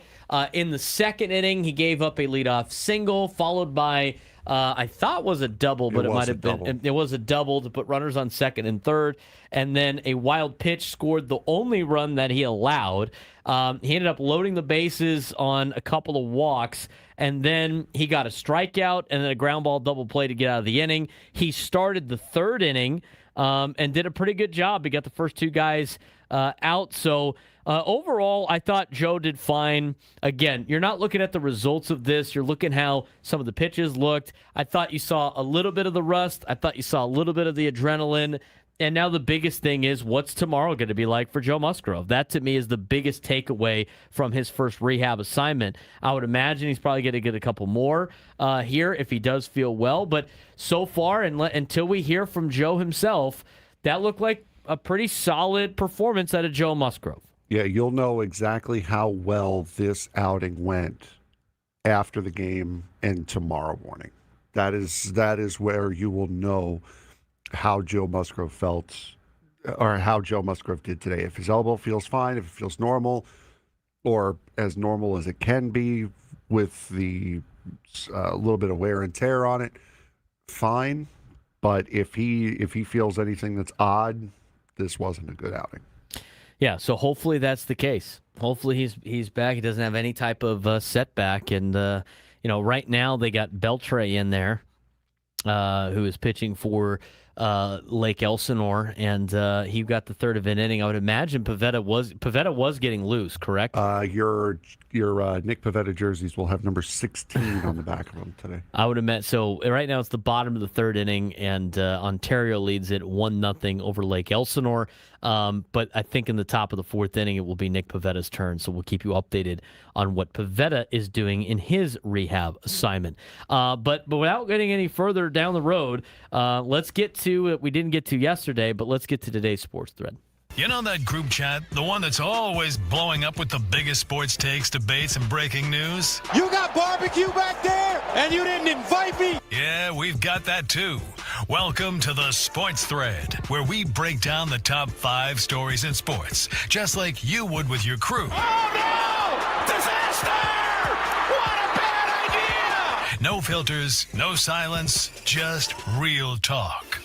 All right, Frank, what we got going on today in the sports world, since we're post-trade deadline now? Yeah, a federal judge has clarified that her recent ruling granting some athletes an extra year of college eligibility does not apply to professionals, to football players who sign professional contracts and now want to return to college. This clarification removes concerns that the NFL and CFL players could not rejoin college teams just weeks before the season begins, preserving the NCAA's longstanding rule against players returning after turning pro. That longstanding rule doesn't seem to really matter in basketball, though. While the broader 5-for-5 eligibility ruling remains in place for certain athletes, the NCAA is expected to appeal the decision, leaving the future of college eligibility rules uncertain. Could the judge in this case have gone further and said that this applies to all of college athletics and not just football, or is football a good enough starting point? It should be for all sports. This is why you need the Protect College Sports Act to go through. The latest update on that, I think the earliest they can bring it to some sort of a vote is on Thursday. We talked about that on our update that we did for the NCAA. But as of right now, like until that goes through, it's going to be very difficult for any of these rules to hold up. Yep. And the judge backtracking on the this doesn't count for the make it specific then if you're ruling on something. Yep, exactly. Number 2. Brewers rookie, second-year ace Jacob Mizorowski criticized the pitching mound at Angels Stadium after Sunday's loss to the Angels, calling it the worst mound he has ever pitched on. Despite striking out 10 batters over 7 innings, Mizorowski said the mound was dry, rock hard, and potentially created an injury risk, prompting multiple visits from the grounds crew during the game. Milwaukee manager Pat Murphy agreed the mound appeared to affect his pitcher, who still struck out 10 guys, whose velocity was slightly lower than usual. The comments have sparked a discussion about whether Major League Baseball should enforce more consistent mound conditions across baseball. Should Major League Baseball have stricter standards for pitching mounds to ensure consistency and player safety, or is adapting to different field conditions simply part of the game?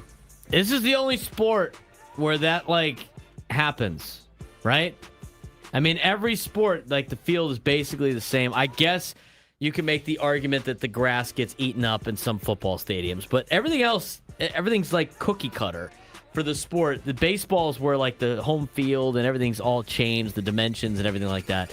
I just, to me, with this situation, we have heard it from certain people that the Angels have one of the worst facilities. They're just facilities across the board, and all their minor league affiliates and the big leagues are terrible. They don't invest in anything in Anaheim and throughout their organization. They don't invest in anything nutrition-wise for their players.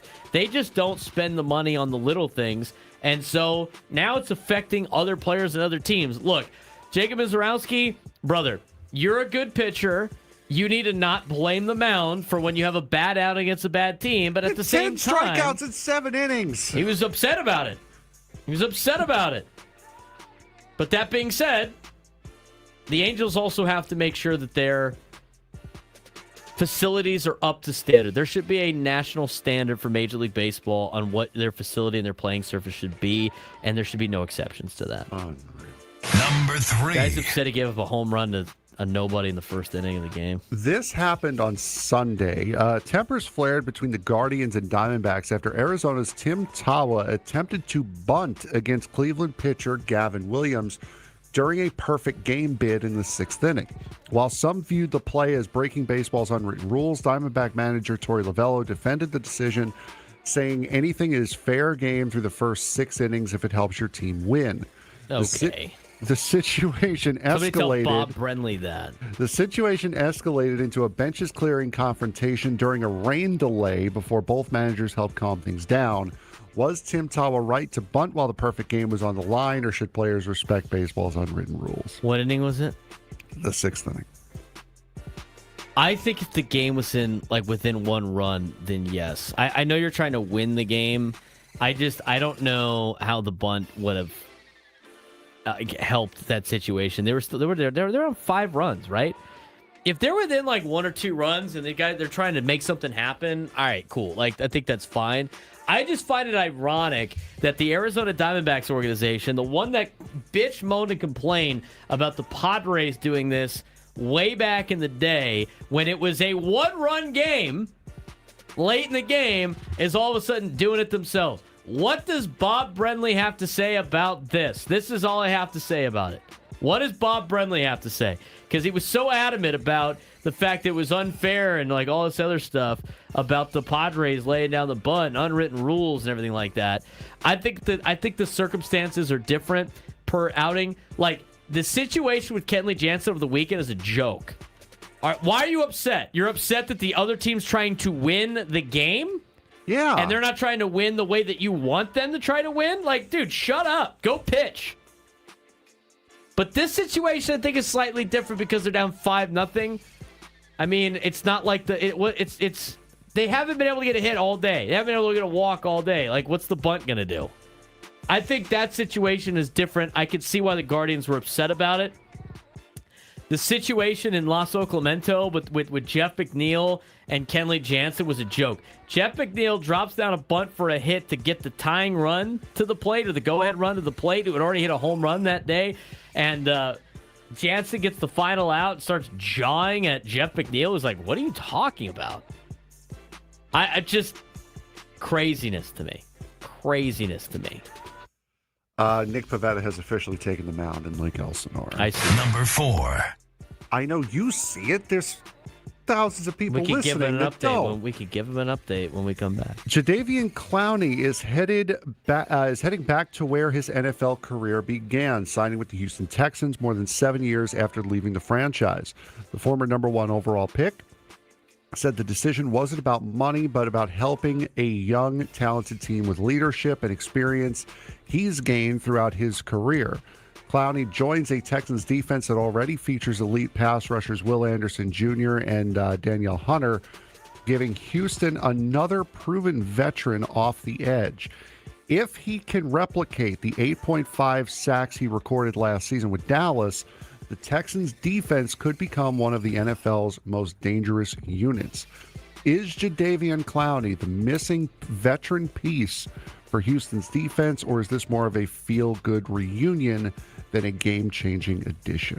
I think it's a feel-good reunion. The Texans defense is already one of the best defenses. Already.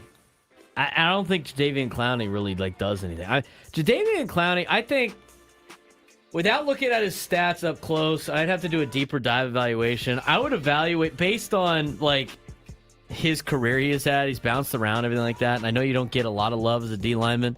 He's probably winning a lot of run battles. But Jadeveon Clowney, to me, has had a disappointing NFL career. The highlight of Jadeveon Clowney's career Outback was, Bowl. Knocking the helmet off that kid.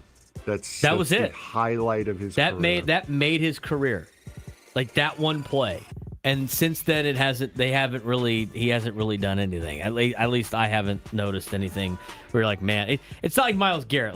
Myles Garrett's the best D lineman in the National Football League. You knew Aaron Donald was just an absolute force in the NFL. Dominican Sue as well, despite his controversies. His antics. I don't see it with Jadeveon Clowney.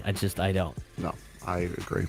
Number 5. Kevin Durant believes the revamped Philadelphia 76ers have everything they need to compete for the 2027 NBA championship after adding LeBron James to a roster that already includes Joel Embiid, Jaylen Brown, and Tyrese Maxey. Durant even compared Philadelphia's offensive firepower to his Warriors super team he was a part of, saying the Sixers now feature 4 players capable of averaging 25 points per game. He also praised LeBron's decision to join Philadelphia, calling it a great move for both the franchise and the NBA. Are the 76ers now the team to beat in the Eastern Conference, or will having so many stars create more challenges than advantages? I think it creates some challenges. I don't think that, I think it's, I don't see them being the favorites because they have LeBron. The nerve to call them his Golden State Warriors team. Yeah. Son, I believe they set an NBA win record the year before you showed up. You showed up. We'll tell you how Pavetta's doing when we come back.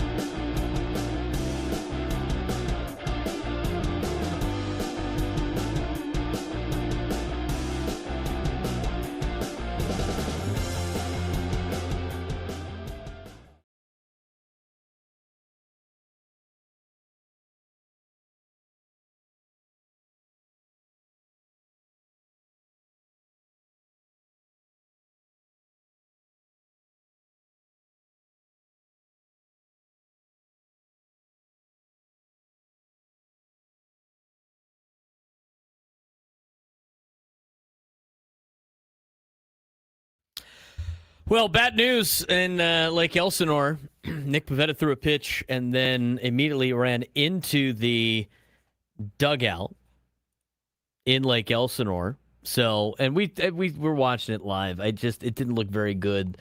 We had gotten reports too about what could potentially happen with Pivetta, and it's just hopefully it's not anything that serious, but it didn't look good, very good from our vantage point, if that makes sense. Now, I know we're getting reports, obviously, from a lot of the local writers.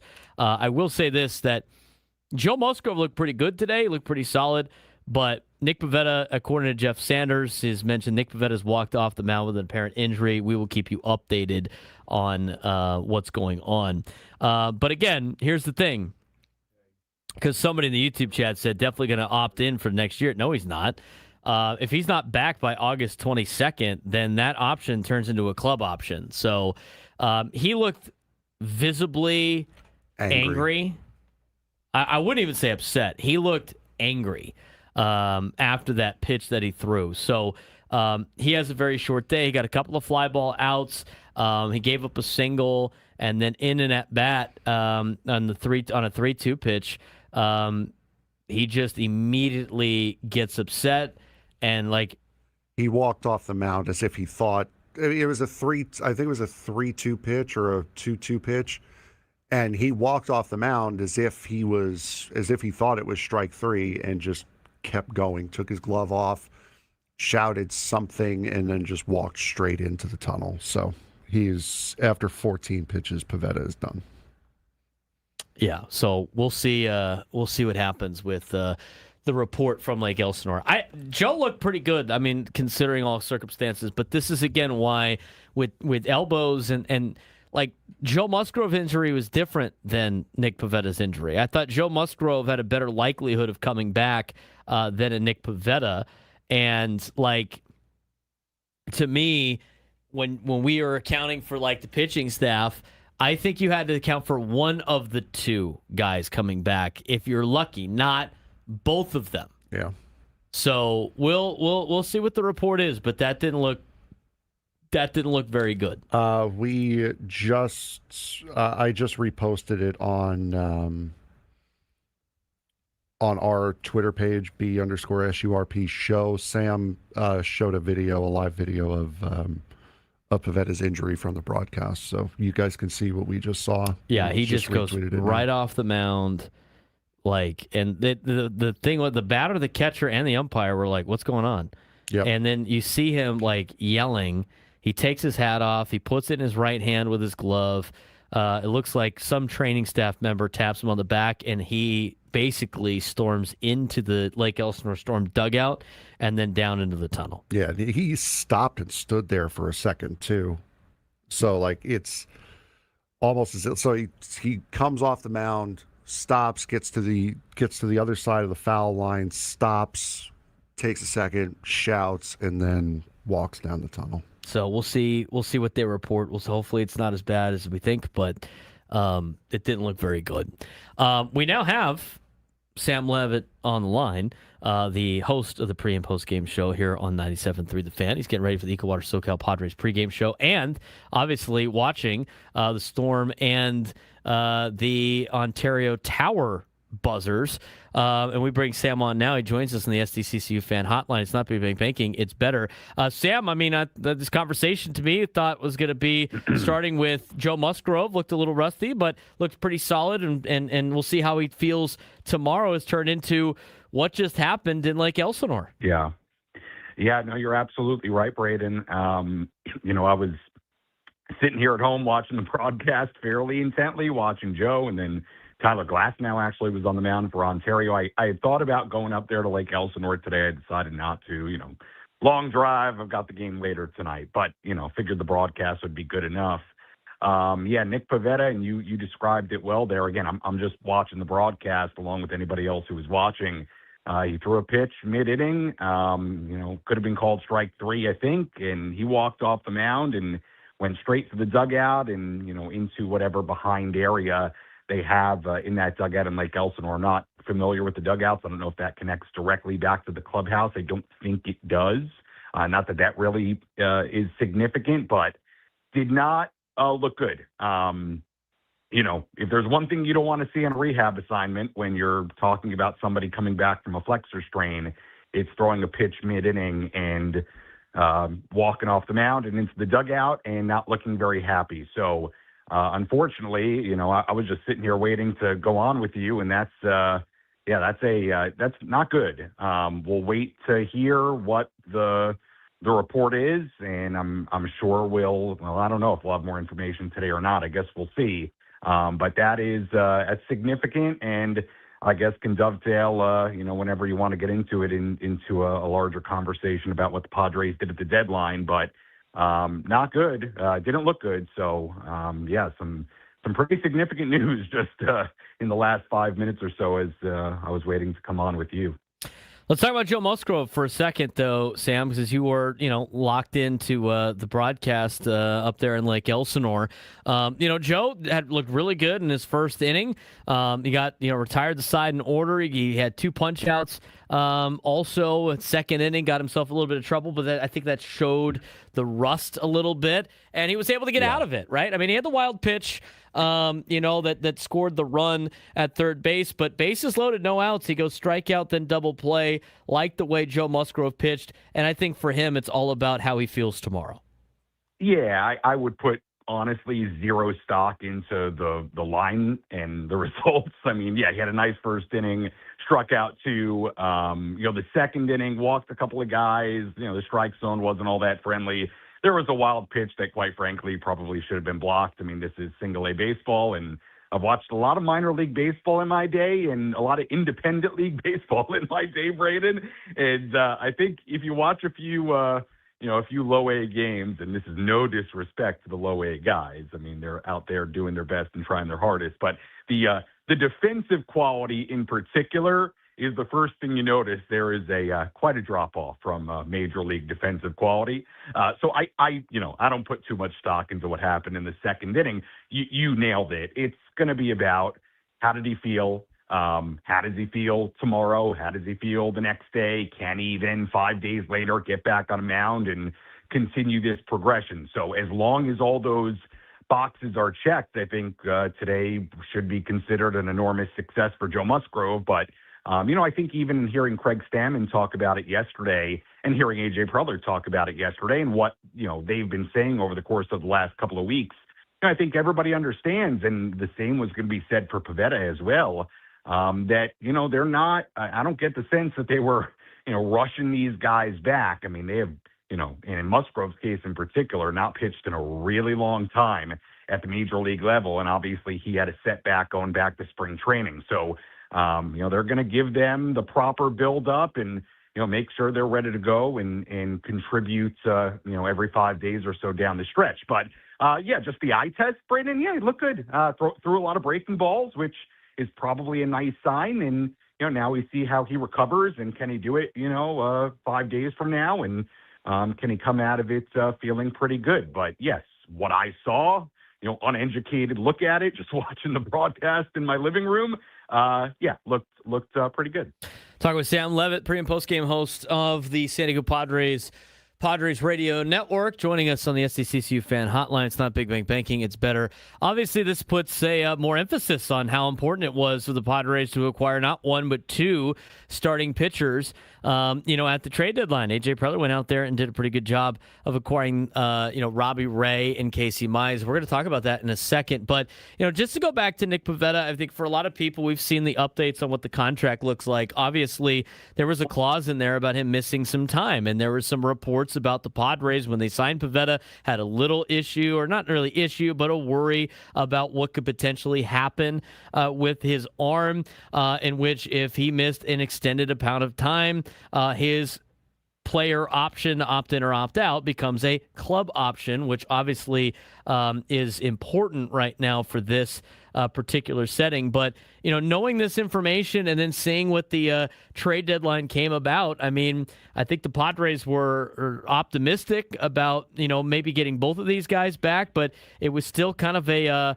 a chance, if you will, and we'll see what happens with Pivetta. I mean, maybe it's a feel thing that he thinks. I mean, there's a lot of times, Sam, in my life where I have something happen to me and I think I'm immediately going to die, which is not necessarily the greatest approach. But until we get a report, it's up in the air. But I think this shows how important it was for A.J. Preller to have the deadline that he had. Yeah, well, let me touch on just what you said about Pivetta. I'm not, look, it just ironically that went down just moments before I got on the air with you and you guys were already talking about it. So, look, it did not look right. It did not look good. To my knowledge, that was not the plan today for him to throw whatever he threw. I mean, he threw, I don't know, it was somewhere between 10, 15 pitches. Musgrove, I think he threw 39 today. I know they had both thrown, 2 simulated innings, so I highly assume the plan today was to get him probably somewhere around where Joe got, which was around, 3 quote-unquote up-downs and somewhere in the same kind of pitch area. So I can't imagine that was the plan today. I mean, I see some people, on X, on my post, just because I checked as you were saying the question, saying, oh, he just struck out the guy and decided he was done. My gut tells me that didn't look right, as I think many of you out there, and Braden, you would agree. So we'll see. I don't want to jump to any conclusions either, but we're just reporting what we just witnessed in Lake Elsinore. But to your greater question on the trade deadline acquisitions, I mean, it regardless of the status of Nick and Joe and what they can contribute down the stretch, the Padres absolutely, positively woke up yesterday morning, and A.J. Preller woke up yesterday morning, if he slept at all, which I don't know that he did. Does he sleep ever? And the number one need for this team, a dire need, was starting pitching, and we all knew that. And to me, A.J. went out and added 2 professional, reliable starting pitchers that are both having good years. Mize is having a good year. Robbie Ray has been really good for a couple of months now. He went out and he bolstered the rotation. He stabilized the rotation. Is it enough? We're going to find out. Certainly, the status of Joe and Nick is still important, but this was a team that desperately needs starting pitching, and he went out there and he got 2 legitimate starters who can certainly help this team in a major, major way down the stretch. So, I said it throughout yesterday. I thought AJ did a really good job. I thought it was moderate aggressiveness to get something. You got to give up something. Yes, they had to give up Cash Mayfield. Yes, they had to give up 3 of their top 10 prospects. But you know what, Braden? All you hear heading into the deadline is the Padres have the 30th ranked farm system. And if A.J. Preller has taught us anything over the years, it's that, I don't know, he kind of figures it out and moves the prospect capital and finds a way to get deals done. And to me, he didn't just get 2 starting pitchers. He got 2 starting pitchers at the top end of the market and was willing to part with a trio of top 10 prospects. And by the way, Jackson Wolf, who a lot of people liked during spring training, and obviously has been part of the organization on and off for a while now. So, look, again, I looked at the deadline and what AJ did, and I thought it was a great job. I thought it was measured. I thought it was moderately aggressive. And I think the bottom line is they had a major glaring need, and they went and addressed it. How it's all going to shake out from here on out, we're going to find out. But, if you would have told me, bare minimum at the end of the day, they were going to add 2 reliable starting pitchers to stabilize this rotation, I would have said that's exactly what they need to do. The rest to me is gravy. Could they have used the bat? Sure, absolutely. But I thought he went out and addressed the biggest need clearly this team has, because what they were doing with the pitching chaos, I mean, they've done a great job with it, but I think we all understand. I think they understand that's not a sustainable strategy for 2.5 months. So, again, I thought AJ did a really, really good job. I really do. We're talking with Sam Levitt here on the SDCCU Fan Hotline. It's not Big Bank Banking, it's better. The pre- and post-game show host here on 97.3 The Fan for the San Diego Padres. I do want to backtrack a little bit. I mean, you spent some time in the minor leagues. Obviously, you've probably seen tons of rehab assignments. Yes. There's not a lot where guys just go out there and just dominate in terms of like the stat sheet. And I know you briefly talked about it, but for a lot of people that might be watching a rehab assignment, what are some of the things that you have learned from covering the minor leagues and what you've been told by scouts of what a lot of these teams are looking for in these rehab assignments. I know it might be individualized and different per player, but what's the more overall synopsis or more overall goal for most of these rehab assignments? Yeah, I mean, I think you're just trying to get out of it healthy and make sure you're checking boxes. That's the way I'd put it, is you're checking boxes. Can you do this? Can you do that? Can you recover from this? Can you recover from that?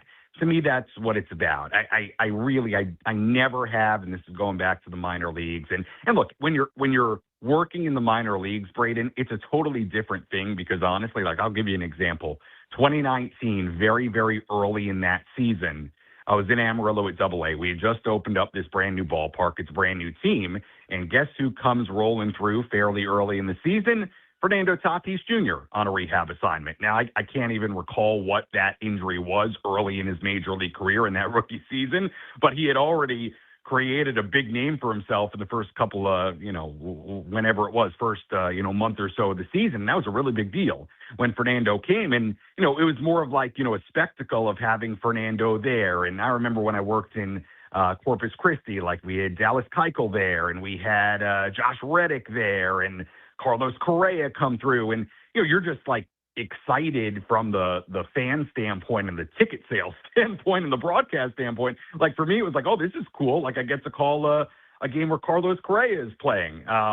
So, it's a little bit different when you're working in the minor leagues, but, from my perspective now, and I think from the team perspective, it's about checking the boxes. Again, I think, you're dealing with minor league umpires. Again, no disrespect to those guys, but, you could even see today, maybe that strike zone was a little, tight for Joe Musgrove in the second inning. I don't think it's so much about the results. I think it's about checking boxes, whether you're a pitcher or a hitter, especially from the pitching standpoint, like, it's kind of like spring training where, you never know what a guy is working on. They may go out there and say, hey, I really got to work on my breaking ball field today. And they may just throw a ton of breaking balls and not really care about what the result is. And, you're not treating it like a normal game and like how you normally would sequence and attack hitters. So I think a rehab assignment is very similar to that. You're just checking boxes with the ultimate goal being getting back to your major league team ready to contribute. So that's I think, kind of the way I look at it. Last thing for you, I mean, at this point, I know we focused a lot on the Padres, but there was a lot of interesting moves at the trade deadline. Who is Sam Levitt's? What team did Sam, aside from the Padres, did Sam Levitt think did the best, and what team do you think probably needed to do more? Yeah, I'm gonna, while you're talking here, I'm just gonna pull up my notes from yesterday so I can remember all the moves that went down. I had what should have been an award-winning around the horn Major League Baseball headline segment yesterday because I literally went through every move I think that was made yesterday. Let me look at my list here. I think the Phillies did really well. I mean, look, I think Luis Ariz is a really nice hitter for that lineup, especially with some of the bats they'll have behind him. And look, the willingness of Harper to go back to the outfield, like, they got Eric Miller, who's a good reliever. Brooks Raley's a really good left-handed reliever. I think the Phillies did really well. I think the Yankees could have done more. Now, I think Luis Garcia Jr. is going to be great for that ballpark. But, the Yankees, desperately needed a catcher. And so for them to watch Adley Rutschman go to the Red Sox of all teams, I thought was a huge bummer. I thought the Yankees, considering, they're without Aaron Judge, they're without Bellinger for a while still, they're without Stanton. I thought they needed to do more, although I liked the Garcia move.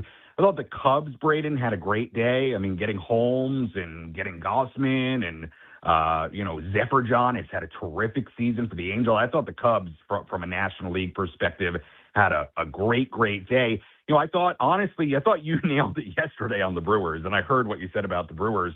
To me, this was the year for them, and the Scooble part was the move for them where you had to not be timid, and it felt like they were still timid, kind of how they usually are with giving up these prospects. And, if I'm the Brewers, I don't know how I let, the Dodgers go get Scooble. Like if you're the Brewers, you're looking at a scenario where you could have, Mizorowski and Scooble, 1, 2, whatever order you want to put them in at the top of your rotation for a playoff series, I am doing everything in my power with a good team to go do that. So I thought it was disappointing for the Brewers. I thought the Red Sox, between the Rutschman move and some of the other pieces they acquired, I thought that was a good day for them. I thought the Rays with Peralta, if he can kind of find it again, they made some other smaller moves that worked.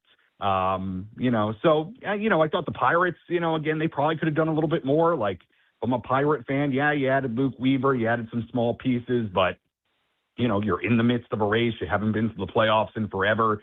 Felt like they could have done a little bit more. So yeah, that's kind of my overall thoughts of yesterday's action. I would say some teams that I thought did a lot, like the Phillies and Cubs and Rays, and but some teams, I thought you were spot on kind of with the Brewers yesterday. Like, if I'm a Brewers fan, I thought the White Sox did a good job actually, but if I'm a Brewers fan, I was not all too pleased, with what they did at the deadline yesterday. Yeah, and it's going to be interesting when they, maybe in the playoffs face the Los Angeles Dodgers for an opportunity. Obviously, we don't think that's going to be the case here in San Diego because we're going to the World Series, of course. But, there could be a situation where the Brewers are playing the Dodgers in the NLCS, and it's Game 2, and it's like all of a sudden Tarek Skubal, or Game 5 or 6, and it's Tarek Skubal versus Dustin May, and it's going to be a hard sell for a lot of Brewers fans of like, we could have had that guy, but instead we decided to add to the margins, and we got Dustin May helping us, which is not a bad pickup, but it's not Tarek Skubal.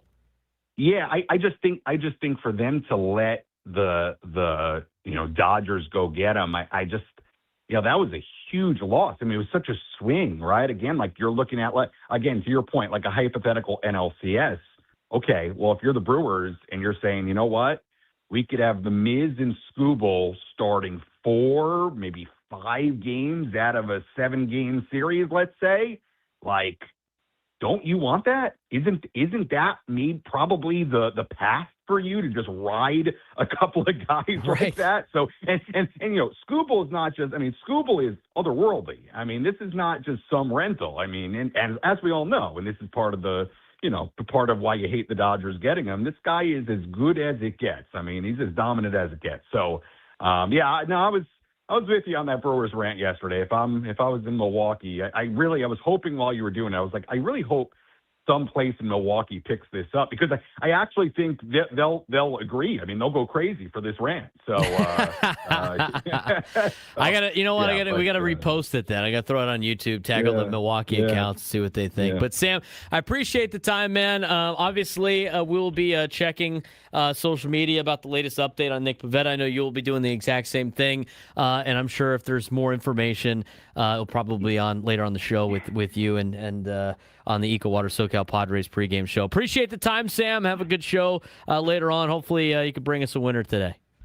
Yeah, thank you, Braden. Yeah, I'll try my best to have more information on it. I don't know, quite honestly, if by the time Craig Stammen talks later, if we'll have more info. I am sure he's going to be asked about it, so I'm sure there will be some information, but that is no doubt about it. Unfortunately, that's a little situation now worth watching what info we get here coming up. Yeah. Sam Levitt joining us on the SDCCU Fan Hotline. It's not Big Bang Banking, it's better. Always great talking with Sam. But we got to get to break. We went a little bit too far, obviously. And the big news, of course, is Joe Musgrove made it through 2 2/3 innings. He looked pretty decent. He got himself into trouble, got himself out of trouble. Nick Pivetta left the game in a weird way, and it didn't look very good. So we'll keep you updated on what happens. And if there's any news, Jeff Sanders is up there for the San Diego Union-Tribune. We've been following what he has been tweeting out, but it just didn't look very good. We won't know until they give us a report, but we'll have more updates for you when we come back. For the first time, the SEC and Big Ten are officially supporting federal legislation that could completely change college sports. After a month of negotiations, both conferences have backed the Protect College Sports Act, a bill that would create national NIL rules, restore transfer regulations, and strengthen eligibility standards and give NCAA more authority to enforce those rules. The compromise also raises the revenue sharing cap to more than $40 million per school while trying to close NIL loopholes that schools have been using to spend even more on athletes. Now the bill needs 60 Senate votes before Congress leaves for recess. If it passes, this could become the biggest piece of college sports legislation since NIL was introduced in 2021. Will Congress finally deliver the stability college athletics has been searching for? Well, it's one of the biggest storylines in college athletics right now. And for the first time in months, there appears to be real momentum toward a federal solution that could bring stability to college sports. Yeah, so after weeks of intense negotiations with lawmakers, the two most powerful conferences in college athletics, the Big Ten and the SEC, have officially endorsed the Protect College Sports Act. The conferences had previously withheld support over concerns of NIL restrictions, revenue sharing limits, conference governance, and future expansion. Following last-minute revisions to the bill, both conferences agreed that the changes addressed enough of their concerns to publicly support the legislation. That's significant because without the backing of the SEC and Big Ten, many lawmakers were hesitant to move forward with the bill. Now the legislation has its strongest momentum yet and heads now towards a Senate vote. So the Protect College Sports Act would create the first comprehensive federal framework for modern college sports. Among its biggest provisions, gives the NCAA and conferences antitrust protections to enforce rules.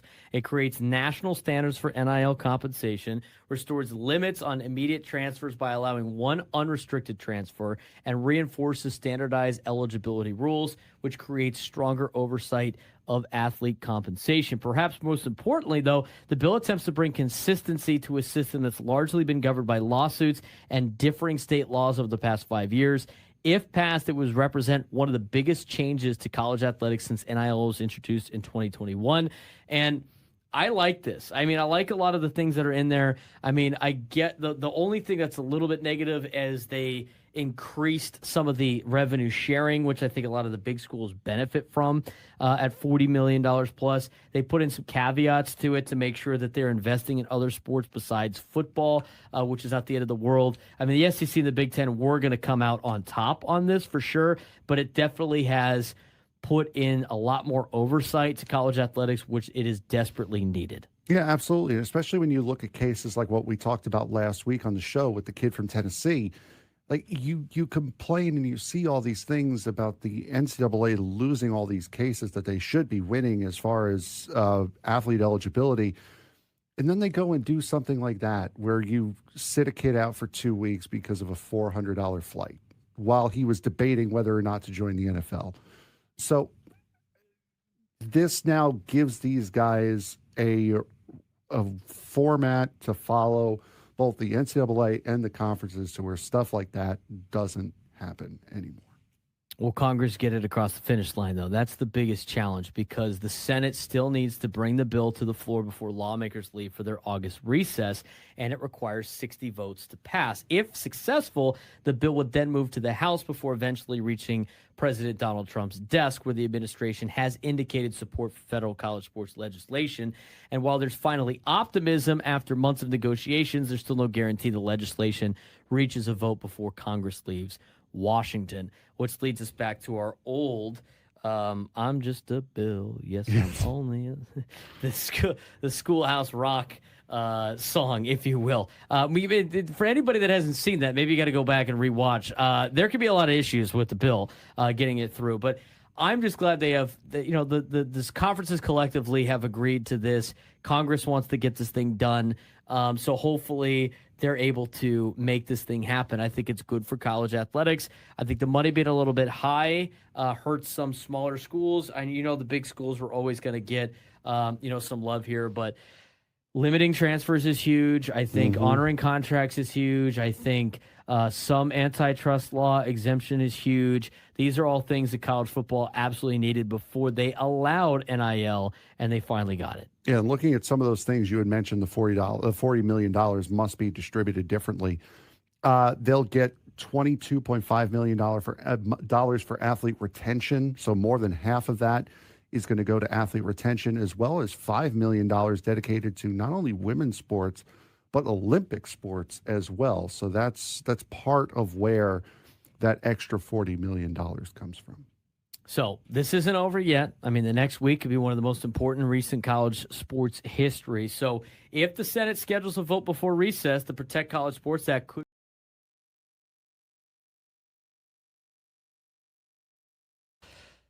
So we've been monitoring this game in Lake Elsinore because Joe Musgrove and Nick Pivetta were piggybacking on a rehab assignment.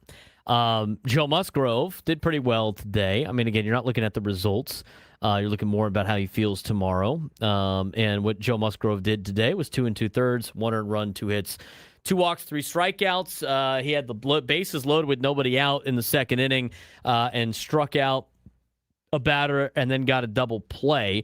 So it was good to see him compete at a pretty high level. Saw him throw a lot of breaking pitches, a lot of sliders mixed in there. So I thought Joe Musgrove looked pretty decent today, and it sounded like he felt pretty good afterwards. And we're trying to track down some audio for you on that. But it sounded like he met with the media already and said he felt pretty good. They brought Beltre in to get the final out of the third inning for Musgrove, and then Nick Pivetta came in. Nick Pivetta got the first 2 guys out. 2 fly balls. He threw 14 pitches, 8 for strikes. He gave up a hit. And then in what was potentially the last out of the inning, the umpires, he's got a tight zone up there right now, Lake Elsinore. It's a 2-2 pitch. Pivetta throws a pitch. It looks like it's in the zone. Umpire calls it a ball, but Pivetta starts walking off the mound like he struck out the final out to go into the dugout. And then he stops, like past the third baseline. And then he kind of yells, and he looks visibly angry and upset. A Lake Elsinore staffer, which I think is a trainer, but I don't know for certain, walks with him. He goes down to the dugout into the stairwell underneath into the clubhouse, and holding his hat and his glove in his right arm or his right hand.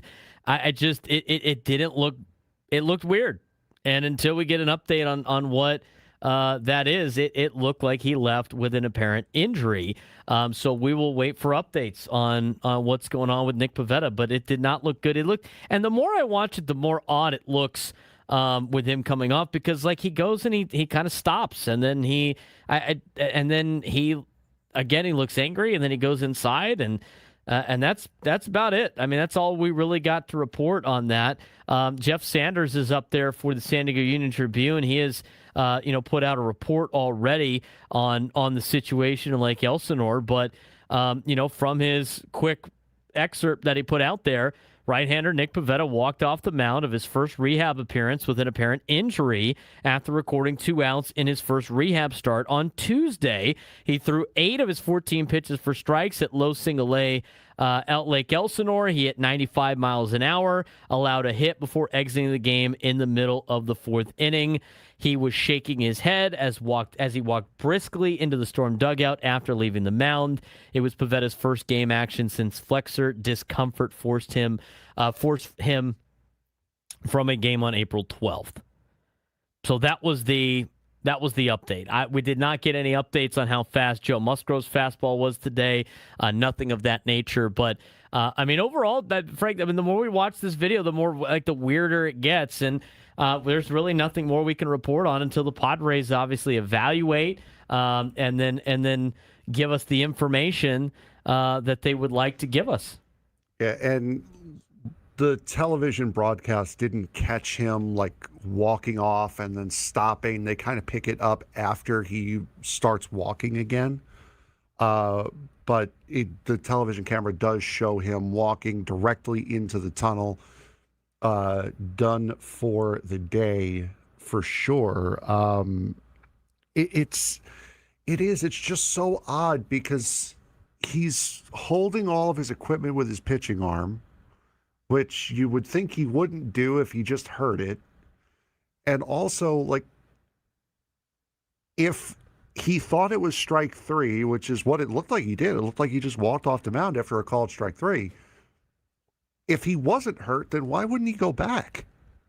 So it's odd that one, he's holding his equipment with his apparently injured arm and then doesn't go back if he wasn't hurt. So it's really strange. It does. It literally looks like he thought he struck out the final bat of the inning, and then he just doesn't come back out. Is there Hold on. Because he looks like he's upset. He's walking off, and then he stops, and he almost like he contemplates going back out there, and then he just goes into the dugout. I mean, the weird part is, it's like, did you see yesterday in the Astros game? I wonder if Taylor Trammell hit a home run that it wasn't actually a home run, and it was just like he didn't want to he just kept running the bases. It's kind of like how I felt. It's like he just wanted to not go back out there. But until they give us a report, I mean, it's going to be, there's nothing really more to say about it. It looks like an injury is what it looks like. I wonder if there's a rule. I don't know this to be the case. I'm speculating here. Why are we speculating? We should be speculating. Well, no, what I'm speculating is once he walks past the third base line, he can't walks go back past out the there. line, is there a rule like he's out of the game from there, like he took himself out? I don't know. I don't think so. I haven't seen anything like that, but if that is a rule, that would explain why, is if he took himself out mid at bat, because nobody looked like they had any idea what was going on. Now everybody's looking at him like, what? Catcher didn't know, umpire didn't know, manager, trainers didn't immediately go out to him, so everyone was like, what's going on? and he just walked off. I'm just telling you, it just looks weird. Like that's all. That's the best way I can describe it. I mean, it doesn't make a lot of sense. And until we get any type of information from, either the Storm's not going to be allowed to give us any, until we get any information from the reporters that are there or the San Diego Padres as they obviously evaluate this. It just doesn't make a lot of sense. It just doesn't. So. We'll keep you updated if there's anything else. What are you looking up? Are you looking up obscure rules? I am. We're grasping at straws right now to hope that he's. Well, no, I'm not even grasping at straws. I'm trying to figure out what the stop was about. Well, if you go back, I mean, again, I've watched it so many times now, but when you watch him come off, he has this realization, oh yeah, that's right. He walks off. Yeah, it's like he has fine. a moment. It's like, oh, wait a minute. And then walks out. He grabs his hat, and then he points at something. Yeah. And then it's it's just odd. It doesn't make any, because as he's walking off the mound, there is at no point past the first baseline where he looks like he is upset, and then he stops, and it's like somebody told him something, and he takes his hat off, and he that's where he gets verbally upset, and he was yeah, and then he walks in, and he's all bummed out, and then he walks down to the dugout. So the rule is, if a coach or a manager crosses the foul line to talk to the pitcher, it's a mound visit. It's officially a mound visit. Under the official rules of baseball, if a pitcher crosses the foul line on their way to the mound to start an inning, they must pitch to the first batter of the inning. There's no rule. There's no rule about going back the other way. The thing is, it's like you mentioned, he goes back. He's got his glove. I mean, he looks like there's no problem at all, because here's the deal. He would have called for the trainer immediately. Would he have not have? Yeah, no one came out to him. No one knew. It doesn't. We got to take a break. We're way over. During the break, I'm gonna go back and see the first time he got hurt and what that looked like, because I feel like it would be relatively the same. It doesn't make a lot of sense, and we can't speculate on what happened. We don't know. We're not going to know until there's any type of information. But it just doesn't make any sense. That's all I have to say. It just doesn't make any sense. I don't know. We're gonna take a break. When we come back, we're going to talk more about this, and we'll let you know if there's any extra information. I'm now more confused than I was before.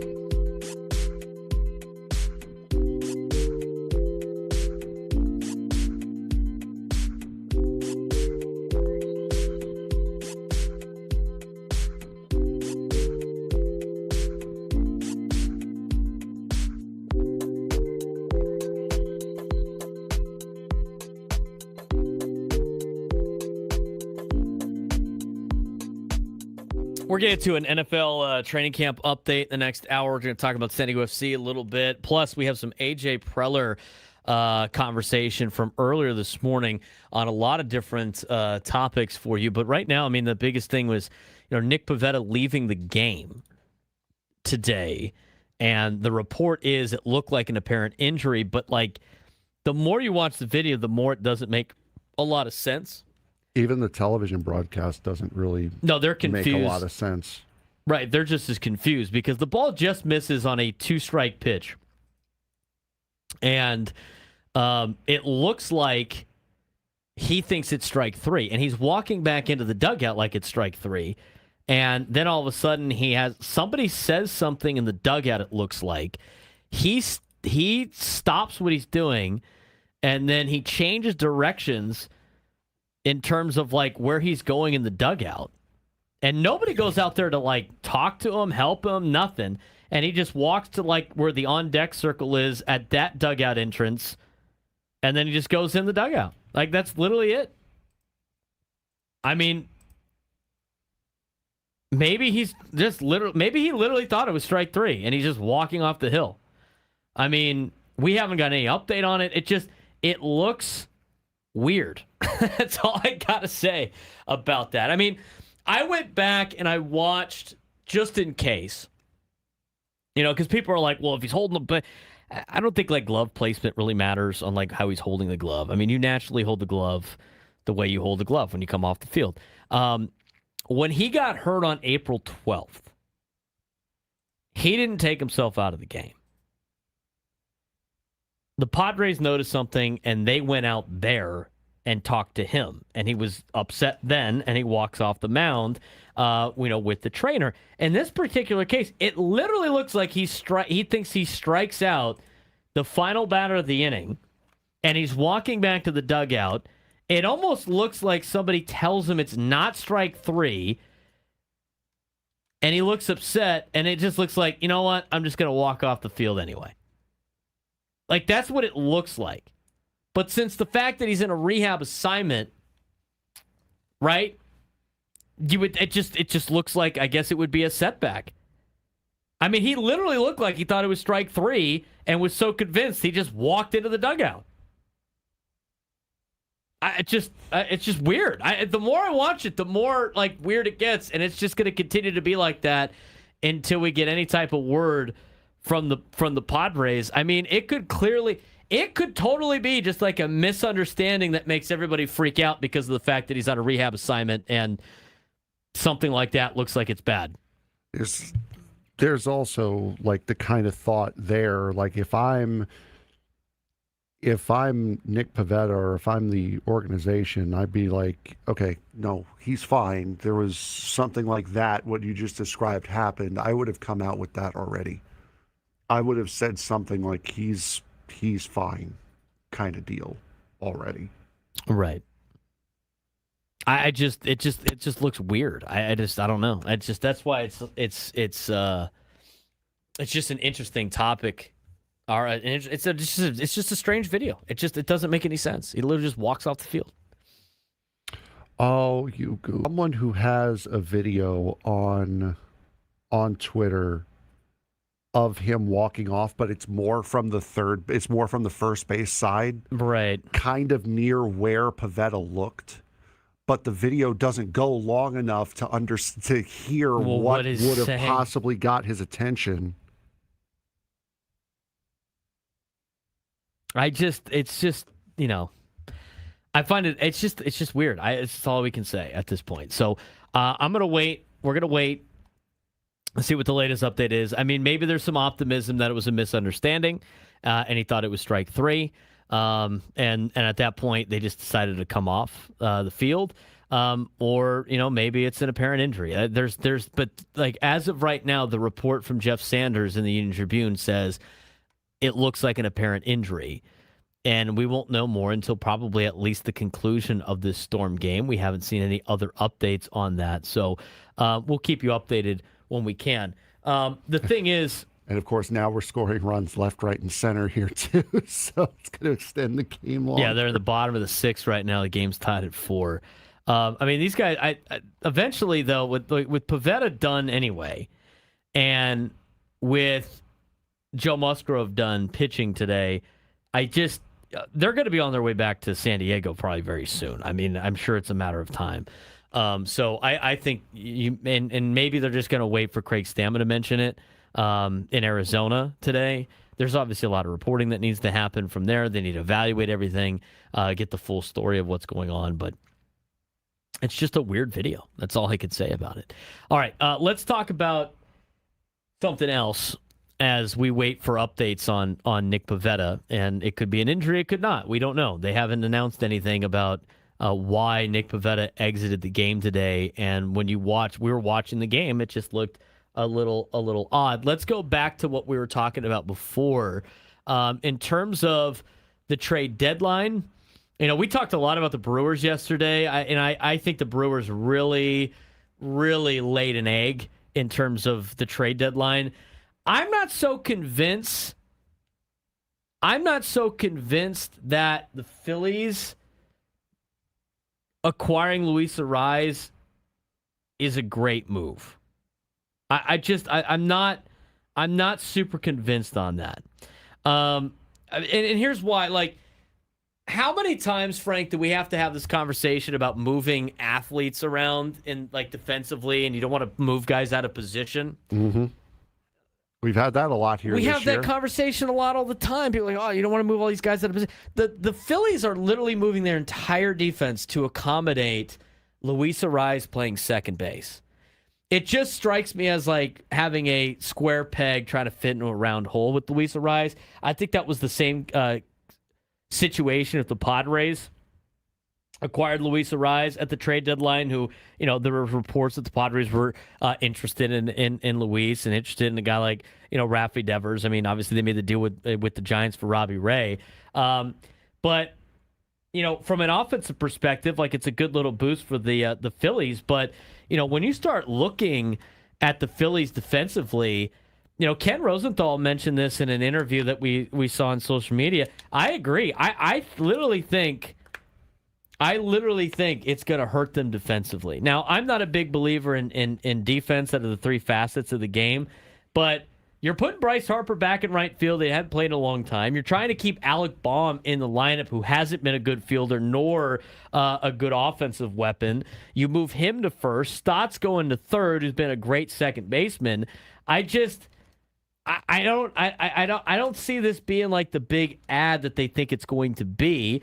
It's going to help the offense probably because he's able to get on base, or not really get on base. He's able to get hits, and he has had a great year. But I just feel like this move is not as great. As I looked back on it yesterday, it didn't seem as great of a move as when I initially saw it happen. It is an interesting move for the Phillies. Yes, it does add another bat. Again, he's insisting on playing second base. You can have him play first. You can have Harper go DH. I mean, there are other things that they could do, but with Arraez insisting on playing second base this year, they really hamstrung themselves by getting him as far as their defensive flexibility. I can't remember the last time Bryce Harper played in the outfield on a regular basis, and now he's going to be doing it. It's also really interesting that he'd be willing to make that move instead of telling one of the corner infielders, hey, this ain't going to work for me. So someone learn how to shag fly balls. I mean, at this point with the Phillies, a heavy lefty lineup, and you wonder why the Dodgers got a bunch of left-handers gearing up for the postseason. So, it's an interesting move. I think offensively it'd probably be better, but we'll see. 1 o'clock hour, we got a lot to get to still. We're going to hear from A.J. Preller. We're going to get you an NFL training camp report and get you ready for tonight's Padres game against the Diamondbacks, game 2 of a 4-game set.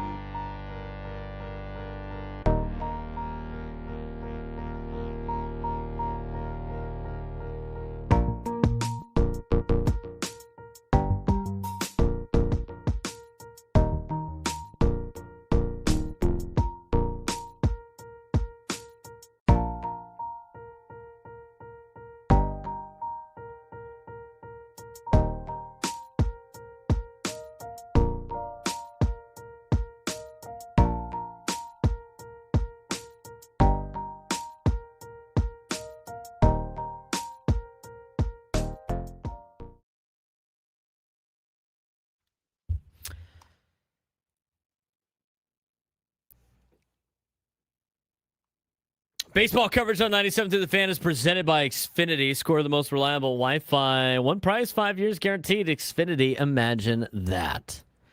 We'll get you updated on what's going on with Nick Pivetta when it becomes available. But we do have some updates on the Padres as a whole as of this morning, as the Padres general manager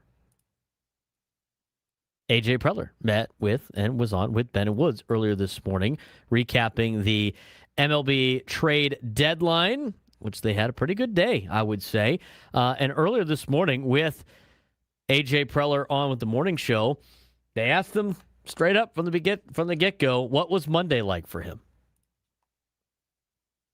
Yeah, it's a busy and active time for everybody in baseball. So, it's especially with the draft being later these last, 5 years. Really, once the draft, gets done with, the attention turns to the deadline. That first week or two, you're kind of building up for, preparing for evaluating your team and preparing for what the possibilities are. And then, the last week, you kind of get to Petco and get in the room, and that's when, really start looking at what's out there. And you start flushing through the different possibilities in the last 24, 48 hours. It's been a lot of activity. And I think, it feels like that's changed in the industry over the last couple of years. I feel like earlier in this job, you'd see some activity at the deadline. It feels like the last 2 or 3 years, it's one trade after another. So I think all teams are very active on trying to improve their team or trying to improve their system and their team for down the road. And it is literally like, a lot of ideas flying, a lot of stuff going, especially in that last 24 hours. And, ultimately we were able to line up on a couple of deals that we felt like are going to help us. That's A.J. Preller talking about his day yesterday. He was on with Ben and Woods earlier this morning. And some interesting other, angles that you could see this trade deadline. Obviously, there's a looming lockout. And that could potentially, maybe keep him from acquiring guys with control. Maybe it led to more of a rental process because you don't know what the future is going to hold. How much did that make an impact? And did that impact the Padres trading for maybe some players with more control?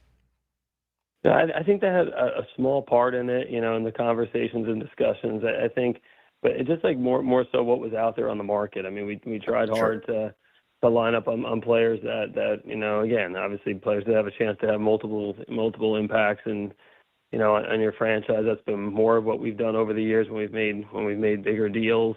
But really, I think the strength of the market this year, there were a lot of starting pitchers that were out there that were kind of rental players that were on the last year of control and can be free agents. So that fit a need of what we had in terms of the rotation and adding to the starting pitching spots and. But I think it was more of just what was out on the market this year and, kind of how things played out. And then ultimately, we traded away some guys that we feel like, are very talented and they're tough to move. But at the end of the day, we still kept, some of the top end of our farm system. And that was kind of the trade-off that we had this year. A.J. Preller acquired a couple of rentals. What does he look for in rentals? Here's what he had to say. It's, again, it's a big part of our conversation. How are guys doing, at that moment? And obviously you're trying to project what they're going to do. So sometimes you have guys that, they've had a few bad start or two, but you feel like, no, they're throwing the ball well, their track record's good, and they're going to perform well. I think with Robbie and Casey, they're two guys that have pitched, at some of the top ends of the league over the last couple of months. Robbie's, we just saw him the other day at Petco. He shut down, our offense, and we've been swinging the bats really well. A 1 ERA since June 1st or whatever it is. And Casey's been doing his thing as well. So, we saw it last year when we got Ramon Laureano. He was playing great at the time of the acquisition, and he kept doing that, really throughout the whole second half for us. I think with Mize and with Robbie Ray, they're two guys that have been throwing the ball really well, and that was definitely part of the calculus for us. AJ Preller was on with the morning show, Ben and Woods, earlier this morning, breaking down his trade deadline day. He's Frank Marchese. I'm Braden Surprenant. This is the Braden Surprenant Show, San Antonio Sports Station 97.3, The Fan. This one's a little bit interesting. I wanted to play it just because of the fact that there was other updates on other players. Obviously, Nick Pivetta left the game in a weird way today. Jeff Sanders reporting that it's an apparent injury. The video is very odd. And Musgrove pitched today. He seemed like he was good after he pitched. We'll see how he is tomorrow. So knowing that information, here's what AJ Preller said before any of that information came about, and while also talking about guys like Miguel Andujar and some other players on the roster. Yeah, it's I think with Nick and Joe, they get into rehab games here starting today, so it's exciting for everybody that they get out there. And it's been again, those guys have worked really hard to get to this point, and obviously you would have two big reinforcements that could add to our team and our rotation down the stretch. I've said it a few times. We've had the conversation really all year. Those guys can do all the work that they want in the rehab process.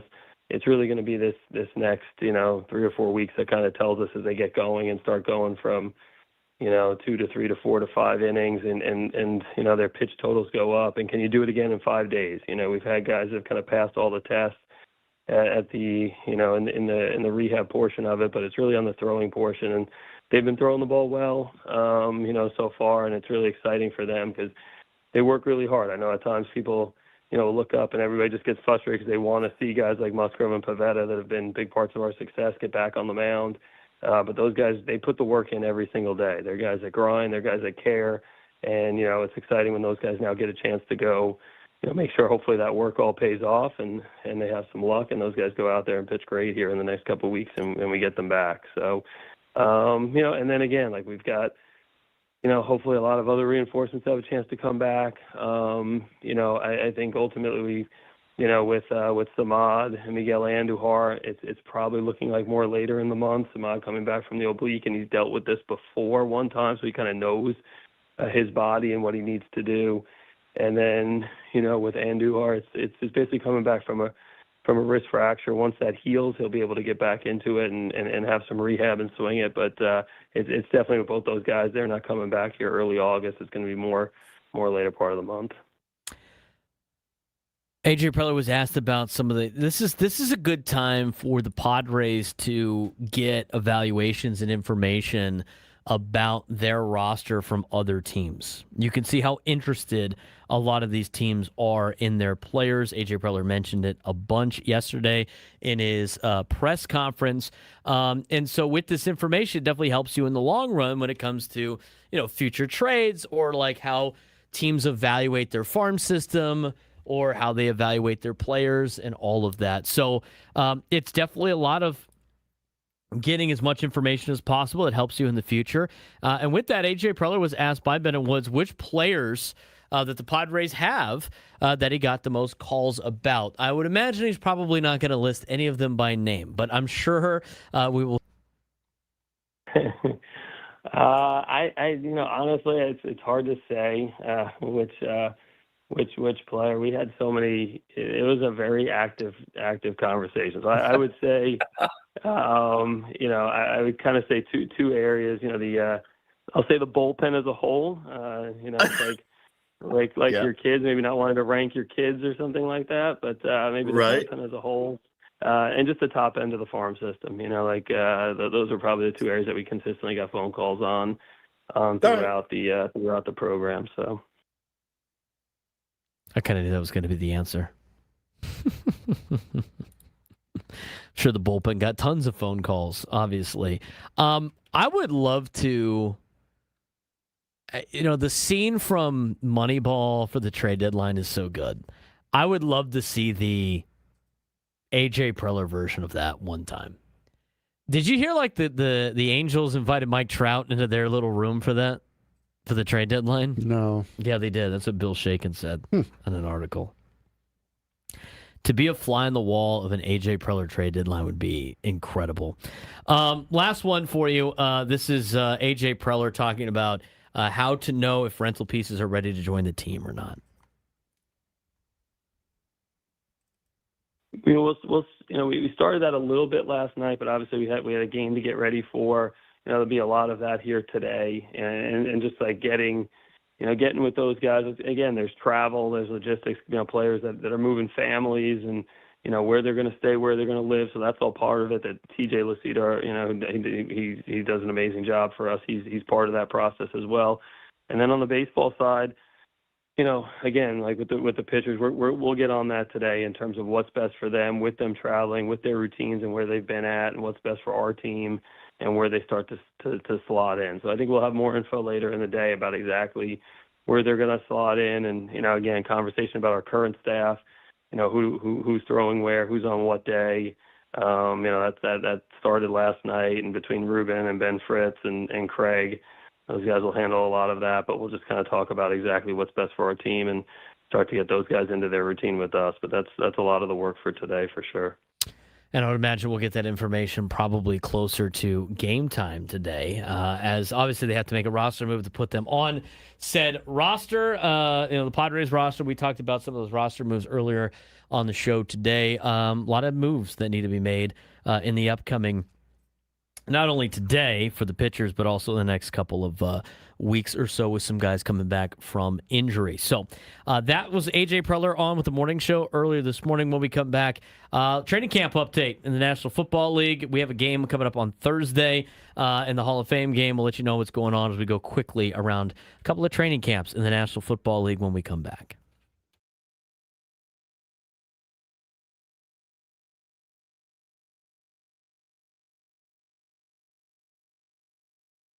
Right, this is our live reaction to the MLB trade deadline. It's officially over as we record this on Monday, trade deadline day. It's 30 minutes after the deadline, and we know exactly what the Padres are getting now in the trade deadline. They have acquired Robbie Ray. They have acquired Casey Mize. They have acquired Gage Workman. Let's talk about Gage Workman first. At this point, he has only had a handful of at-bats in the major leagues. Okay. He has done most of his damage in AAA. I think he has a total of like 50-something at-bats in the big leagues. He does have 2 home runs in the bigs. That's this year. He's played on a handful of different teams, a couple of organizations. He is 26 years old, and he's a left-handed bat. So this is something I think is a cheaper buy that you might be able to get some value out of maybe in the long run. I think it's a nice little, risk, if you will.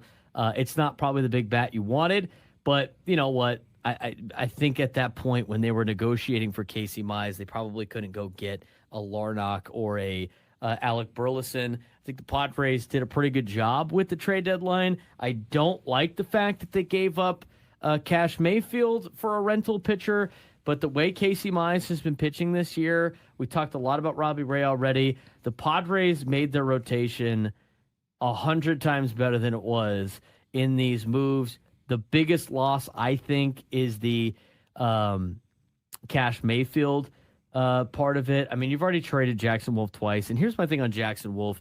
If Jackson Wolf was worth if he was really good, and the starting pitching is what it was, do you think he wouldn't have been up with the big league club already with being in El Paso for most of the time? So overall, I give it a solid B. I don't like the fact that you had to slightly overpay for Robbie Ray. I don't like the fact that you had to give up one of your top 3 prospects for Casey Mize. They're both rentals, but you accomplished what you wanted to accomplish, and that was solidifying the rotation and adding a left-handed bat.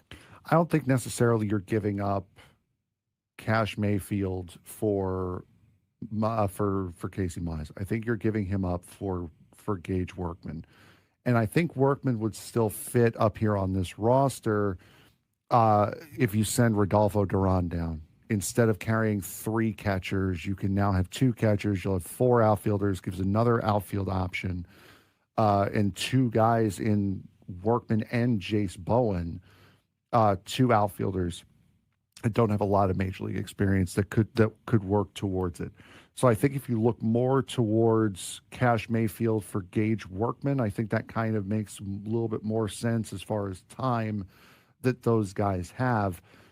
But yes, it's undeniable that with what this Padres starting rotation was going into today, based off of what it is now at 3:34 p.m. on Monday, August 3rd, it is so much better than what it was this morning. They don't trade anything from their bullpen, which I thought was very interesting. Yeah. I thought for sure, they might have flipped in a Jeremiah Estrada for a Larnach, right? Or like move somebody in the bullpen to help your team. They don't do that. They trade away, a couple of prospects for, in arguably one of the worst farm systems in Major League Baseball, as picked out by, MLB Pipeline. And they're able to turn that without giving up Ethan Salas or Cruz Schoolcraft or Tucker Musgrove, and you're able to get 2 big arms for it. I think that's great. Now, the big conversation is, and we'll talk more about this on the talk show, you have to add Ray and Mize to this roster now. This like chaos pitching group, at this point, with Ray and Mize, you have to add, that's 2. Morgan and Adam are expected to be back sometime during August and early September. Musgrove and Pavetta are going on their rehab assignments starting Tuesday of this week, and who knows how that works out for the Padres. And Giolito is expected to return at some point this season. That is 7 pitchers that need to be added to this roster. Yeah, that's a lot that you're going to have to lop off. I mean, those are guys like interesting decisions about, has Kyle Hart pitched well enough to be on this team? I don't necessarily know he has done poor enough to be on this team, but he's got options. JP Sears has options. But if you just take those 2 off, now you're thinking about Canning. Is he still on this team? Or Edman Marquez, is he still on this team? And if you cut those guys, that's 4. You still got 3 more players that you have to part ways with. And we're talking about Estrada, Matsui, obviously not Miller or Morahone, Peralta, Rodriguez, Vasquez. I mean, cutting 3 out of that group or moving, it's going to be a difficult decision. Now, that's assuming that everybody is healthy and actually does come back. But it's an interesting conversation. But this pitching staff got a whole hell of a lot better after the trade deadline. And I think that means that A.J. Preller has done his job. I give it a B grade for this trade deadline. Yeah, I would have liked to have seen like a more established back. Need to get to our NFL camp update. We've got a couple of minutes here. And we are going to start off with the Houston Texans. Big season this year coming up. Maybe C.J. Stroud facing a big season. Here's the latest on the NFL training camp. All right, so as you mentioned, the Houston Texans are the first up. C.J. Stroud has already changed expectations in Houston. Now the Texans enter camp no longer as the surprise team, but as one of the AFC's favorites. Is being the hunted harder than becoming the hunter? It is, for sure. I mean, sometimes playing... I remember this when I was at TCU. I remember they had... The first year I was there, they were trying to, climb the ladder, right? They were the underdog, and they played really well as an underdog. And they had a great season in 2014. They went to the Peach Bowl. They probably should have been in the playoff.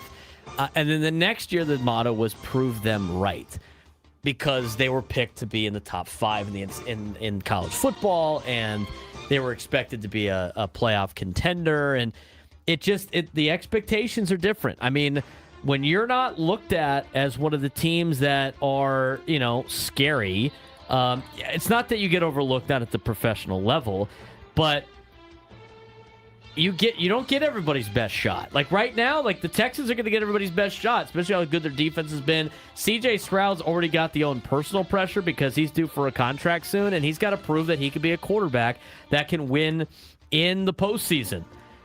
He's done a good job getting the team to the postseason, but like after his first year, he has really fallen off the last couple of years. He has been somewhat good, but he hasn't put up the same numbers he did in that first year, and he's playing for a contract. I think with the higher expectations, it affects the Texans a little bit, but they have had a pretty good defense the last couple of years down there in Houston. Their division is okay. I mean, they get to play the Titans, who aren't very good. The Jags had a good season last year, but they're no world beaters. I mean, the Colts We'll see what happens with Daniel Jones. I think they're playing with fool's gold with Daniel Jones.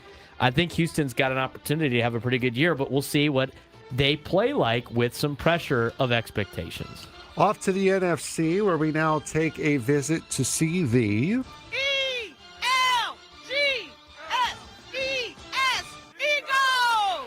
Philadelphia has one of the league's deepest rosters again. The question isn't talent, it's whether they can stay hungry after already reaching the mountaintop. What's harder, winning a Super Bowl or staying on top? I think staying on top, as you saw last year with them not being able to compete at that high level. And the other thing, too, is when you start having more success, you got to pay guys again. And when you got to pay guys again, or pay the rest of the roster, it takes away from what has made your roster incredibly good. So from that perspective, like, it is harder staying on top. But they took a step back last year. I don't necessarily know if the Eagles have what it takes with Jalen Hurts to get back there without having a tremendous amount of talent around the organization. And I'm also, we're going to see very quickly here how much they can win with Nick Sirianni not having a loaded roster. I mean, the team is good. They got a deep team, but it's not as good as it's been the last couple of years. Minnesota just hosted WWE SummerSlam over the weekend at their building. They now have a quarterback fight brewing. Minnesota continues developing its young quarterback while trying to remain competitive in one of football's toughest divisions. Should rebuilding teams be patient or quick or know quickly if a quarterback isn't the answer? English are hard. It is. The Vikings are really going to be like competitive. I mean, they're going to have to make a decision. I don't think the Vikings bring in a guy like Kyler Murray if they didn't think they were going to be a contender. And so I think they're going to quickly figure out if it's either Kyler Murray or J.J. McCarthy being their quarterback. And they're going to have to they're going to have to pick a guy and roll with him. I don't know if it's going to take all 3 preseason games. We'll see how much time some of these guys get in the preseason, but they definitely have a quarterback controversy on their hands. I think J.J. McCarthy probably is the safer bet at this point, but you never know. I mean, Kyler Murray can do a lot of dynamic things. The problem is he gets hurt a lot and he makes a lot of bad decisions, which is never really the safe option. We'll stay in the NFC. The Seattle Seahawks continue trying to build a championship roster around young talent while remaining one of the league's toughest home field advantages. Does home field advantage still mean as much in this day and age in the NFL?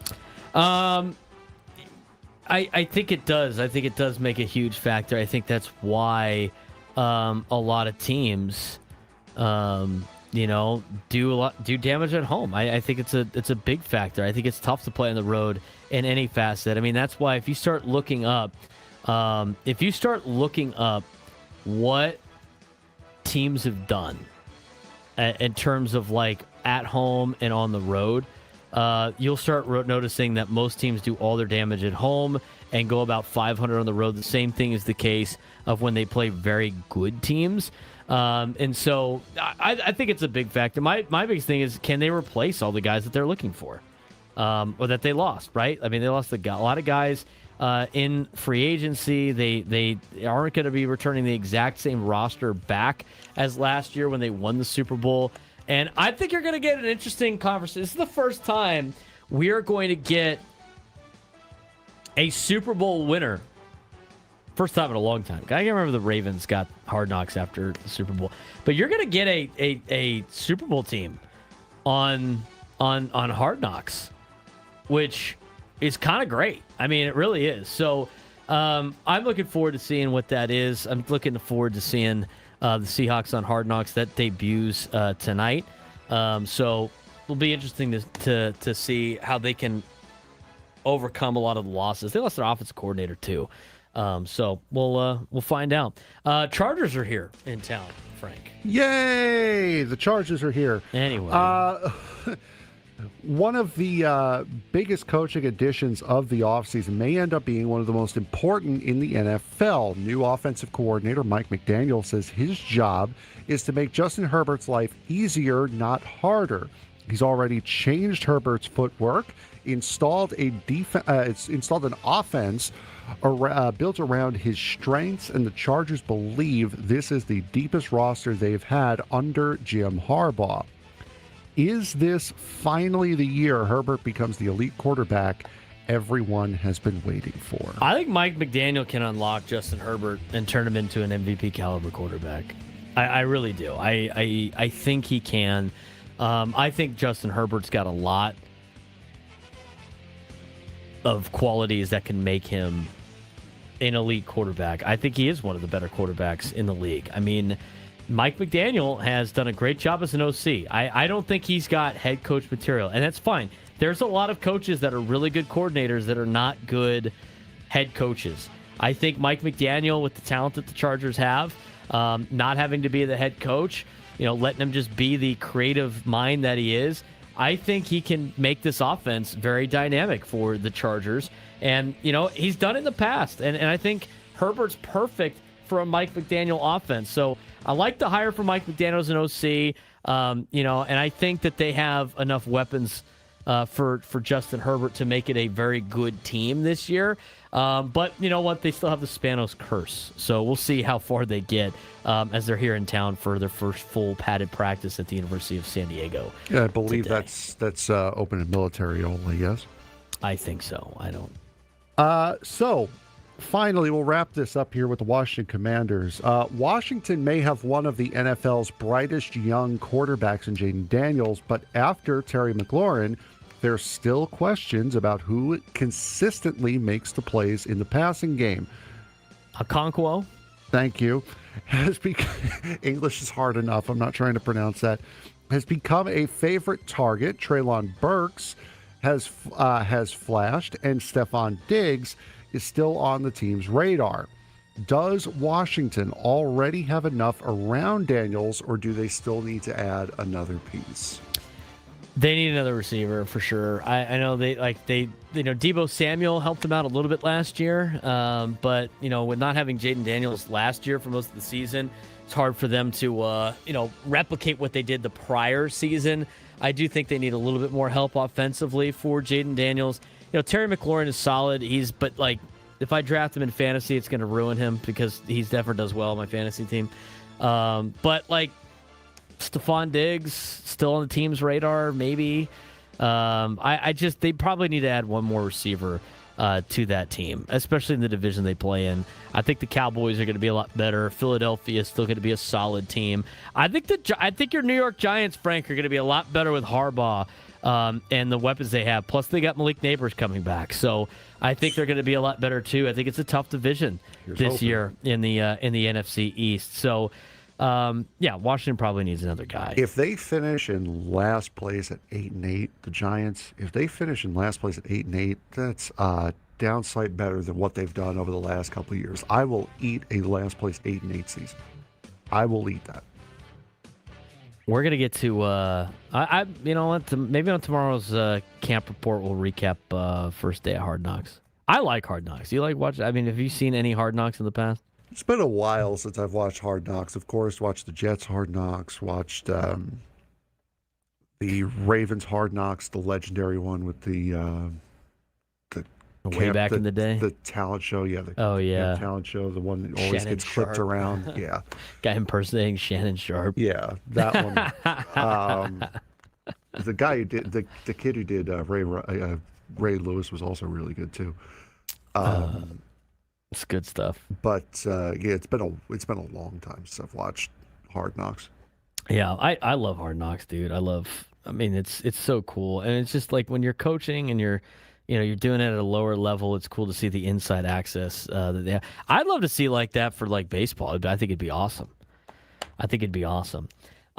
Let's change gears a little bit. Let's talk about the other football while we have an opportunity. San Diego FC salvaged a point over the weekend against Minnesota. We talked about it on our update, but it was good to see that despite Minnesota scoring early, Frank, that they didn't falter, and they actually they still did the whole, like, they had a good 80 minutes and they didn't have a full 90, but this time they had the good 80 in the second part of the game and not the first part of the game. Yeah, it's nice. Nice to see. And for a squad that has had so much trouble closing out games recently, going into the World Cup break and then immediately coming out of the World Cup break, had that stumble against the Colorado Rapids. That was almost a sign of, we haven't sorted anything out. We've had a month off and we haven't really sorted anything out.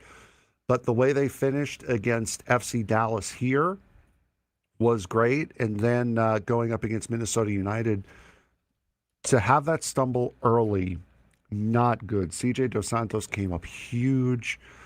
To see CJ, after having missed so much time with injury and then being at the World Cup, to see CJ Dos Santos do what he did was incredible. Marcus Ingvartsen had two go off the crossbar, including one late in stoppage time in the second half. So there was plenty to be excited about when it comes to what you saw out of San Diego FC over the weekend. And now they're in League Cup play.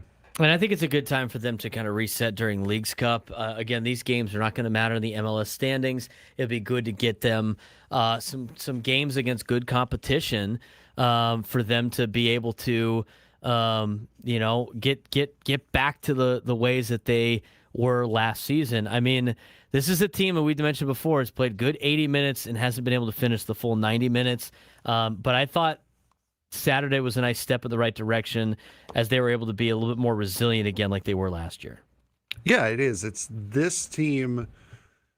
The team that you saw on Saturday night is the team that's the team you saw last year. It's the team you saw at the very beginning of this calendar year.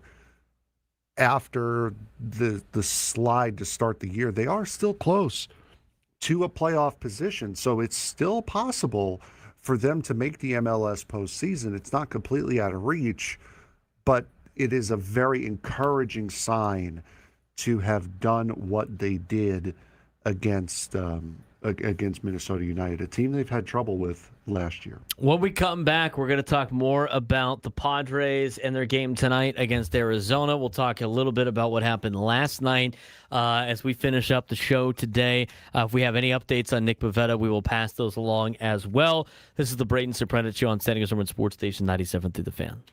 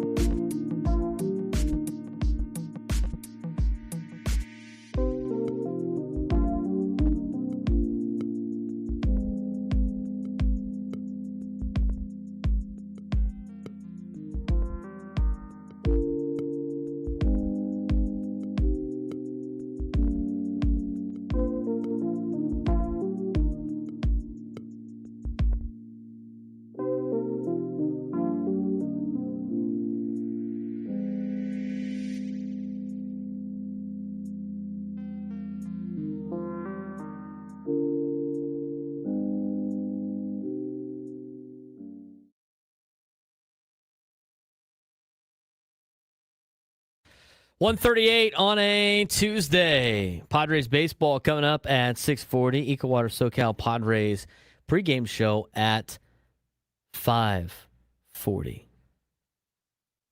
We'll keep you updated on what's going on with the Padres in terms of the Nick Pivetta situation. We have not gotten any reports on that yet. Did you see this? I want to go back to that conversation we had about the Phillies before we talk about last night's game for the Padres, kind of reset, and then talk about tonight's game. Did you see Keith Law just absolutely put Alec Baum in a body bag this morning? I saw something about that. I didn't read it, but I did see something like, I'd like to report a murder. Deceased Alec Baum, culprit Keith Law. Here's what Keith Law had to say about Alec Baum, dude. Uh-oh. Okay, it's from his art. He was breaking down the trades, right? That's what Keith Law had to say. The most obvious solution would be to, this is talking about the Philly situation in terms of they acquired Luis Ariz, and they're now like forcing him into the second base spot, and they're moving the entire defense so they can have Luis Ariz on their team, right? Okay, here's what Keith Law had to say about what the Phillies have decided to do with this. The most obvious solution would be to slide Bryson Stott to third base, not ideal for midseason, and install Ariz at second with Alec Baum, who can neither hit nor field at this point, going to the bench or beyond, rather than moving him to first base and Bryce Harper to right field, as the initial report suggests. I don't know whether Baum even has trade value at this point, with $10.2 million in salary and production below replacement level. And because he's a free agent after the season anyway, the Phillies have no incentive at all to keep playing him.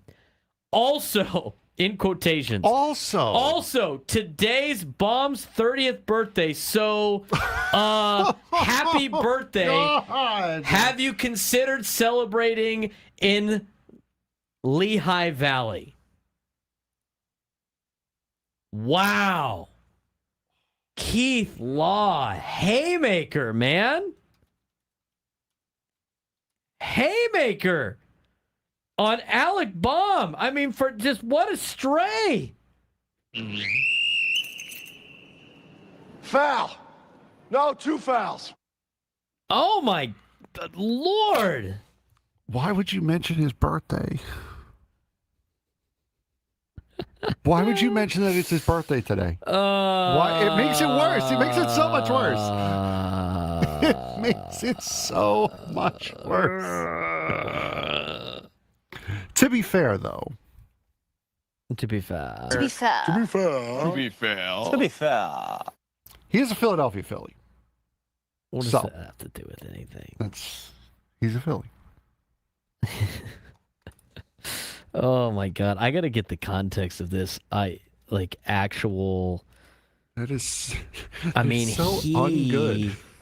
Just destroys. He just destroys Alec Baum. I mean, just crushes him. I'm gonna see if I can find the actual While you're doing that, it is currently 6-6 in the bottom of the ninth inning in Lake Elsinore right now, between Lake Elsinore and Ontario. All signs point to, when this game is over, you will get some sort of update from the manager, which now kind of means during Gwynn and Chris, unless they hit a walk-off home run here, which they just did you not. See how they tied that game, by the way? I did not know. The Storm tied that game on a pop-up to the infield on the left side with 2 outs, and they're sprinting around the bases. The third baseman has no idea where the ball is. He got lost in the sun, and it drops in, and the Storm tie it, and then the guy that was the go-ahead run gets absolutely hosed at the plate by like 4 steps. God. But yeah, so I would assume that now you're waiting on this game to end before you hear any news about Nick Pivetta. And again, they're in the bottom of the ninth inning, tied 6-6 right now. I can't believe that excerpt. excerpt from That's Keith Law. unbelievable. Yeah, it's just brutal. What do you think? What did he do to you, man? Guy's got a family. Anyway, all right. Last night's game for the Padres. There's a couple of things that were in the daily newsletter I thought were interesting yesterday, and one of them was the fact that, or it's from today, the newsletter from today, the catching situation for the Padres. I mean, it's kind of been a big surprise. The catchers have quietly carried the offense the last 6 games because of the fact that the Stars have not carried the Padres the last 6 games. But last 6 games for Luis Camposano, he's hitting .455. He's 10 for 22.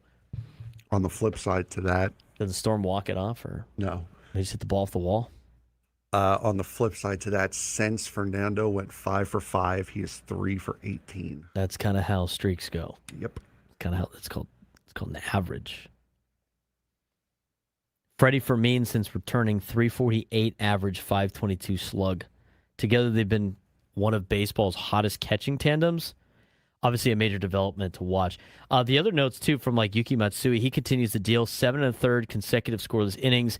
He is looking more and more trustworthy as a lefty, as compared to the lefty that you trusted earlier in the year in Wandy Peralta, who has now been a completely different story for the Padres.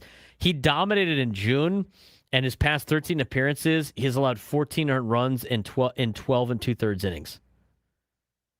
I mean, that's a major concern out there in the bullpen with Wandy Peralta. He had a good June, and he had a good start to the season, but I could see a situation now where Matsui is your separate left-hander later in the game, and Wandy Peralta is in the middle innings now. I think Yuki Matsui and Wandy Peralta are probably going to switch roles right now with the way things are going.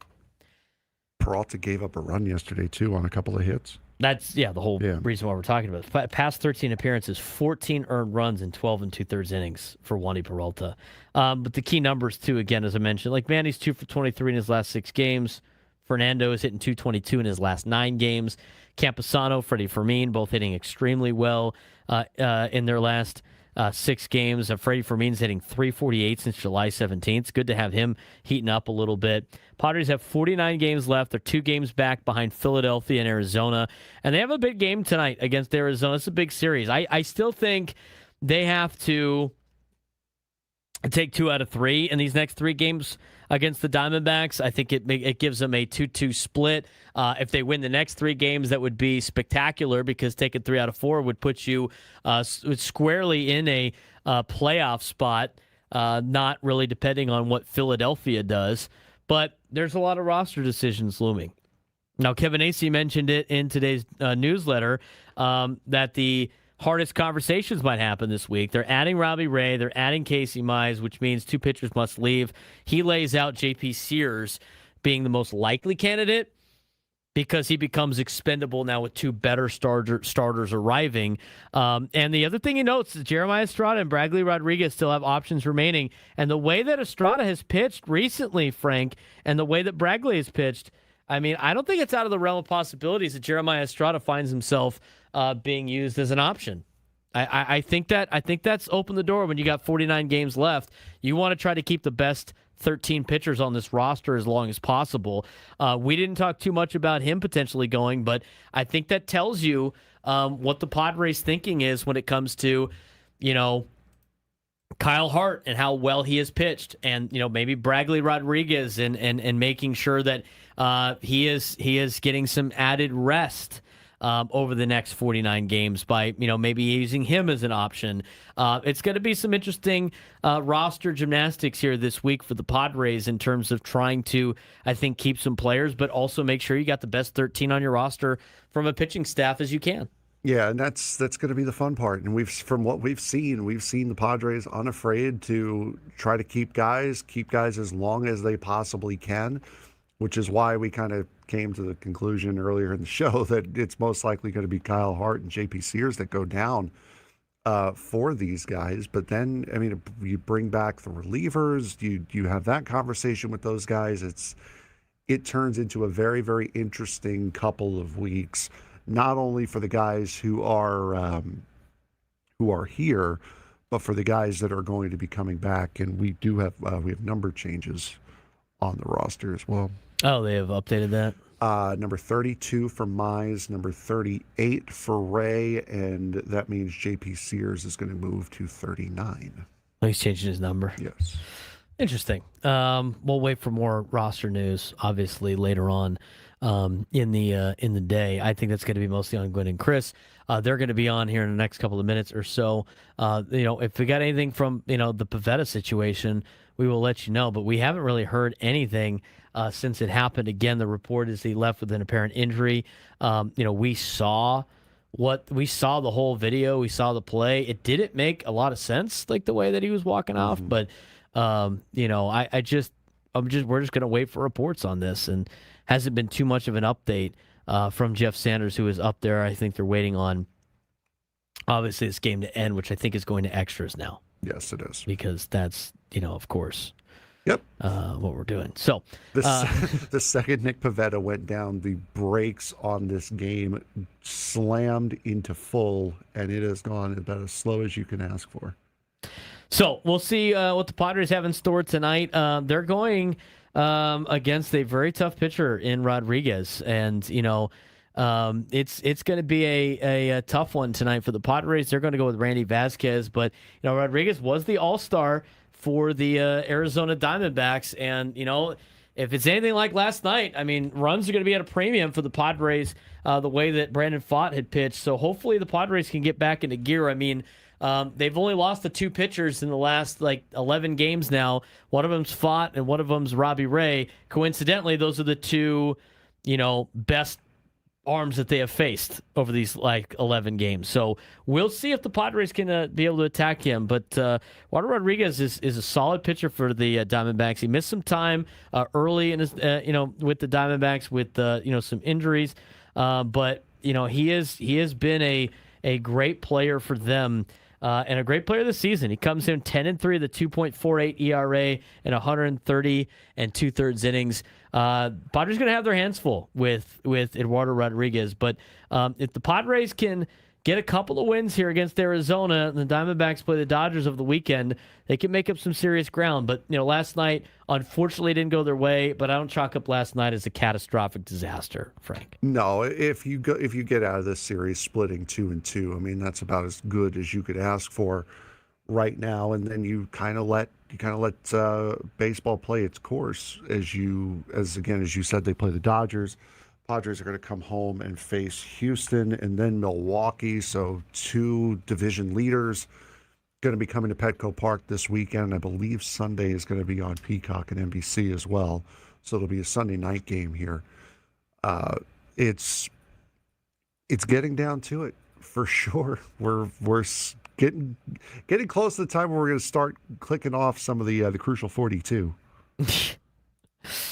Oh, man, if we have to do that exercise again, we might have to, unfortunately. I'll be keeping track of it no matter what. The Crucial 42. Oh, man. Well, hopefully it's a little bit better than last year's Crucial 42. They got in within 3 games and then just couldn't get over the top against the opponents coming up. But tied with 31 left. I know. That was right there. Right now, they're not. But although the Dodgers haven't really been playing really good baseball at all as of late. I mean, they just got swept by Boston. They lost the first game to Chicago. They got Tarek Skubal tonight against the Cubs. I think they've lost 11 of the last 19 games. I mean, this is their little bit of stretch where they are, coming back down to earth a little bit. We'll see how Skubal does for the Dodgers against the Cubs. I mean, you kind of want the Dodgers to win to help you out in the wild card standings. But you know what? The Diamondbacks in San Diego continue to start creeping up the leaderboard a little bit in the division. I don't think it's going to be enough to scare LA, but they've been struggling. The Dodgers have. Oh no! Anyway, yeah, I'm not really upset about it. Not really upset about it. No, I mean it is what it is. Every team has that, and as John Sterling legendarily said, That's baseball, Susan. That is baseball. It's baseball, Susan. Unfortunately, there was a lot of results that didn't go the Padres' way last night, like the Cubs beating the Dodgers, like the obviously their own result. Pirates beat the Brewers. That doesn't help the Padres at all. Cardinals walloped the Yankees. Yeah, everybody thought it was like a great welcoming of Luis Garcia Jr. with the home run, but that folded quickly. They got a guy named Alec Burleson. Tonight, Phillies and Nationals, important game. Hoping Washington wins. Cardinals losing would be great. Marlins and Braves is interesting. Pirates and Brewers also interesting. And Dodgers and Cubs, of course. He's Frank Marchese. I'm Braden Surprenant. We'll talk to you guys tomorrow. Gwen and Chris coming up next.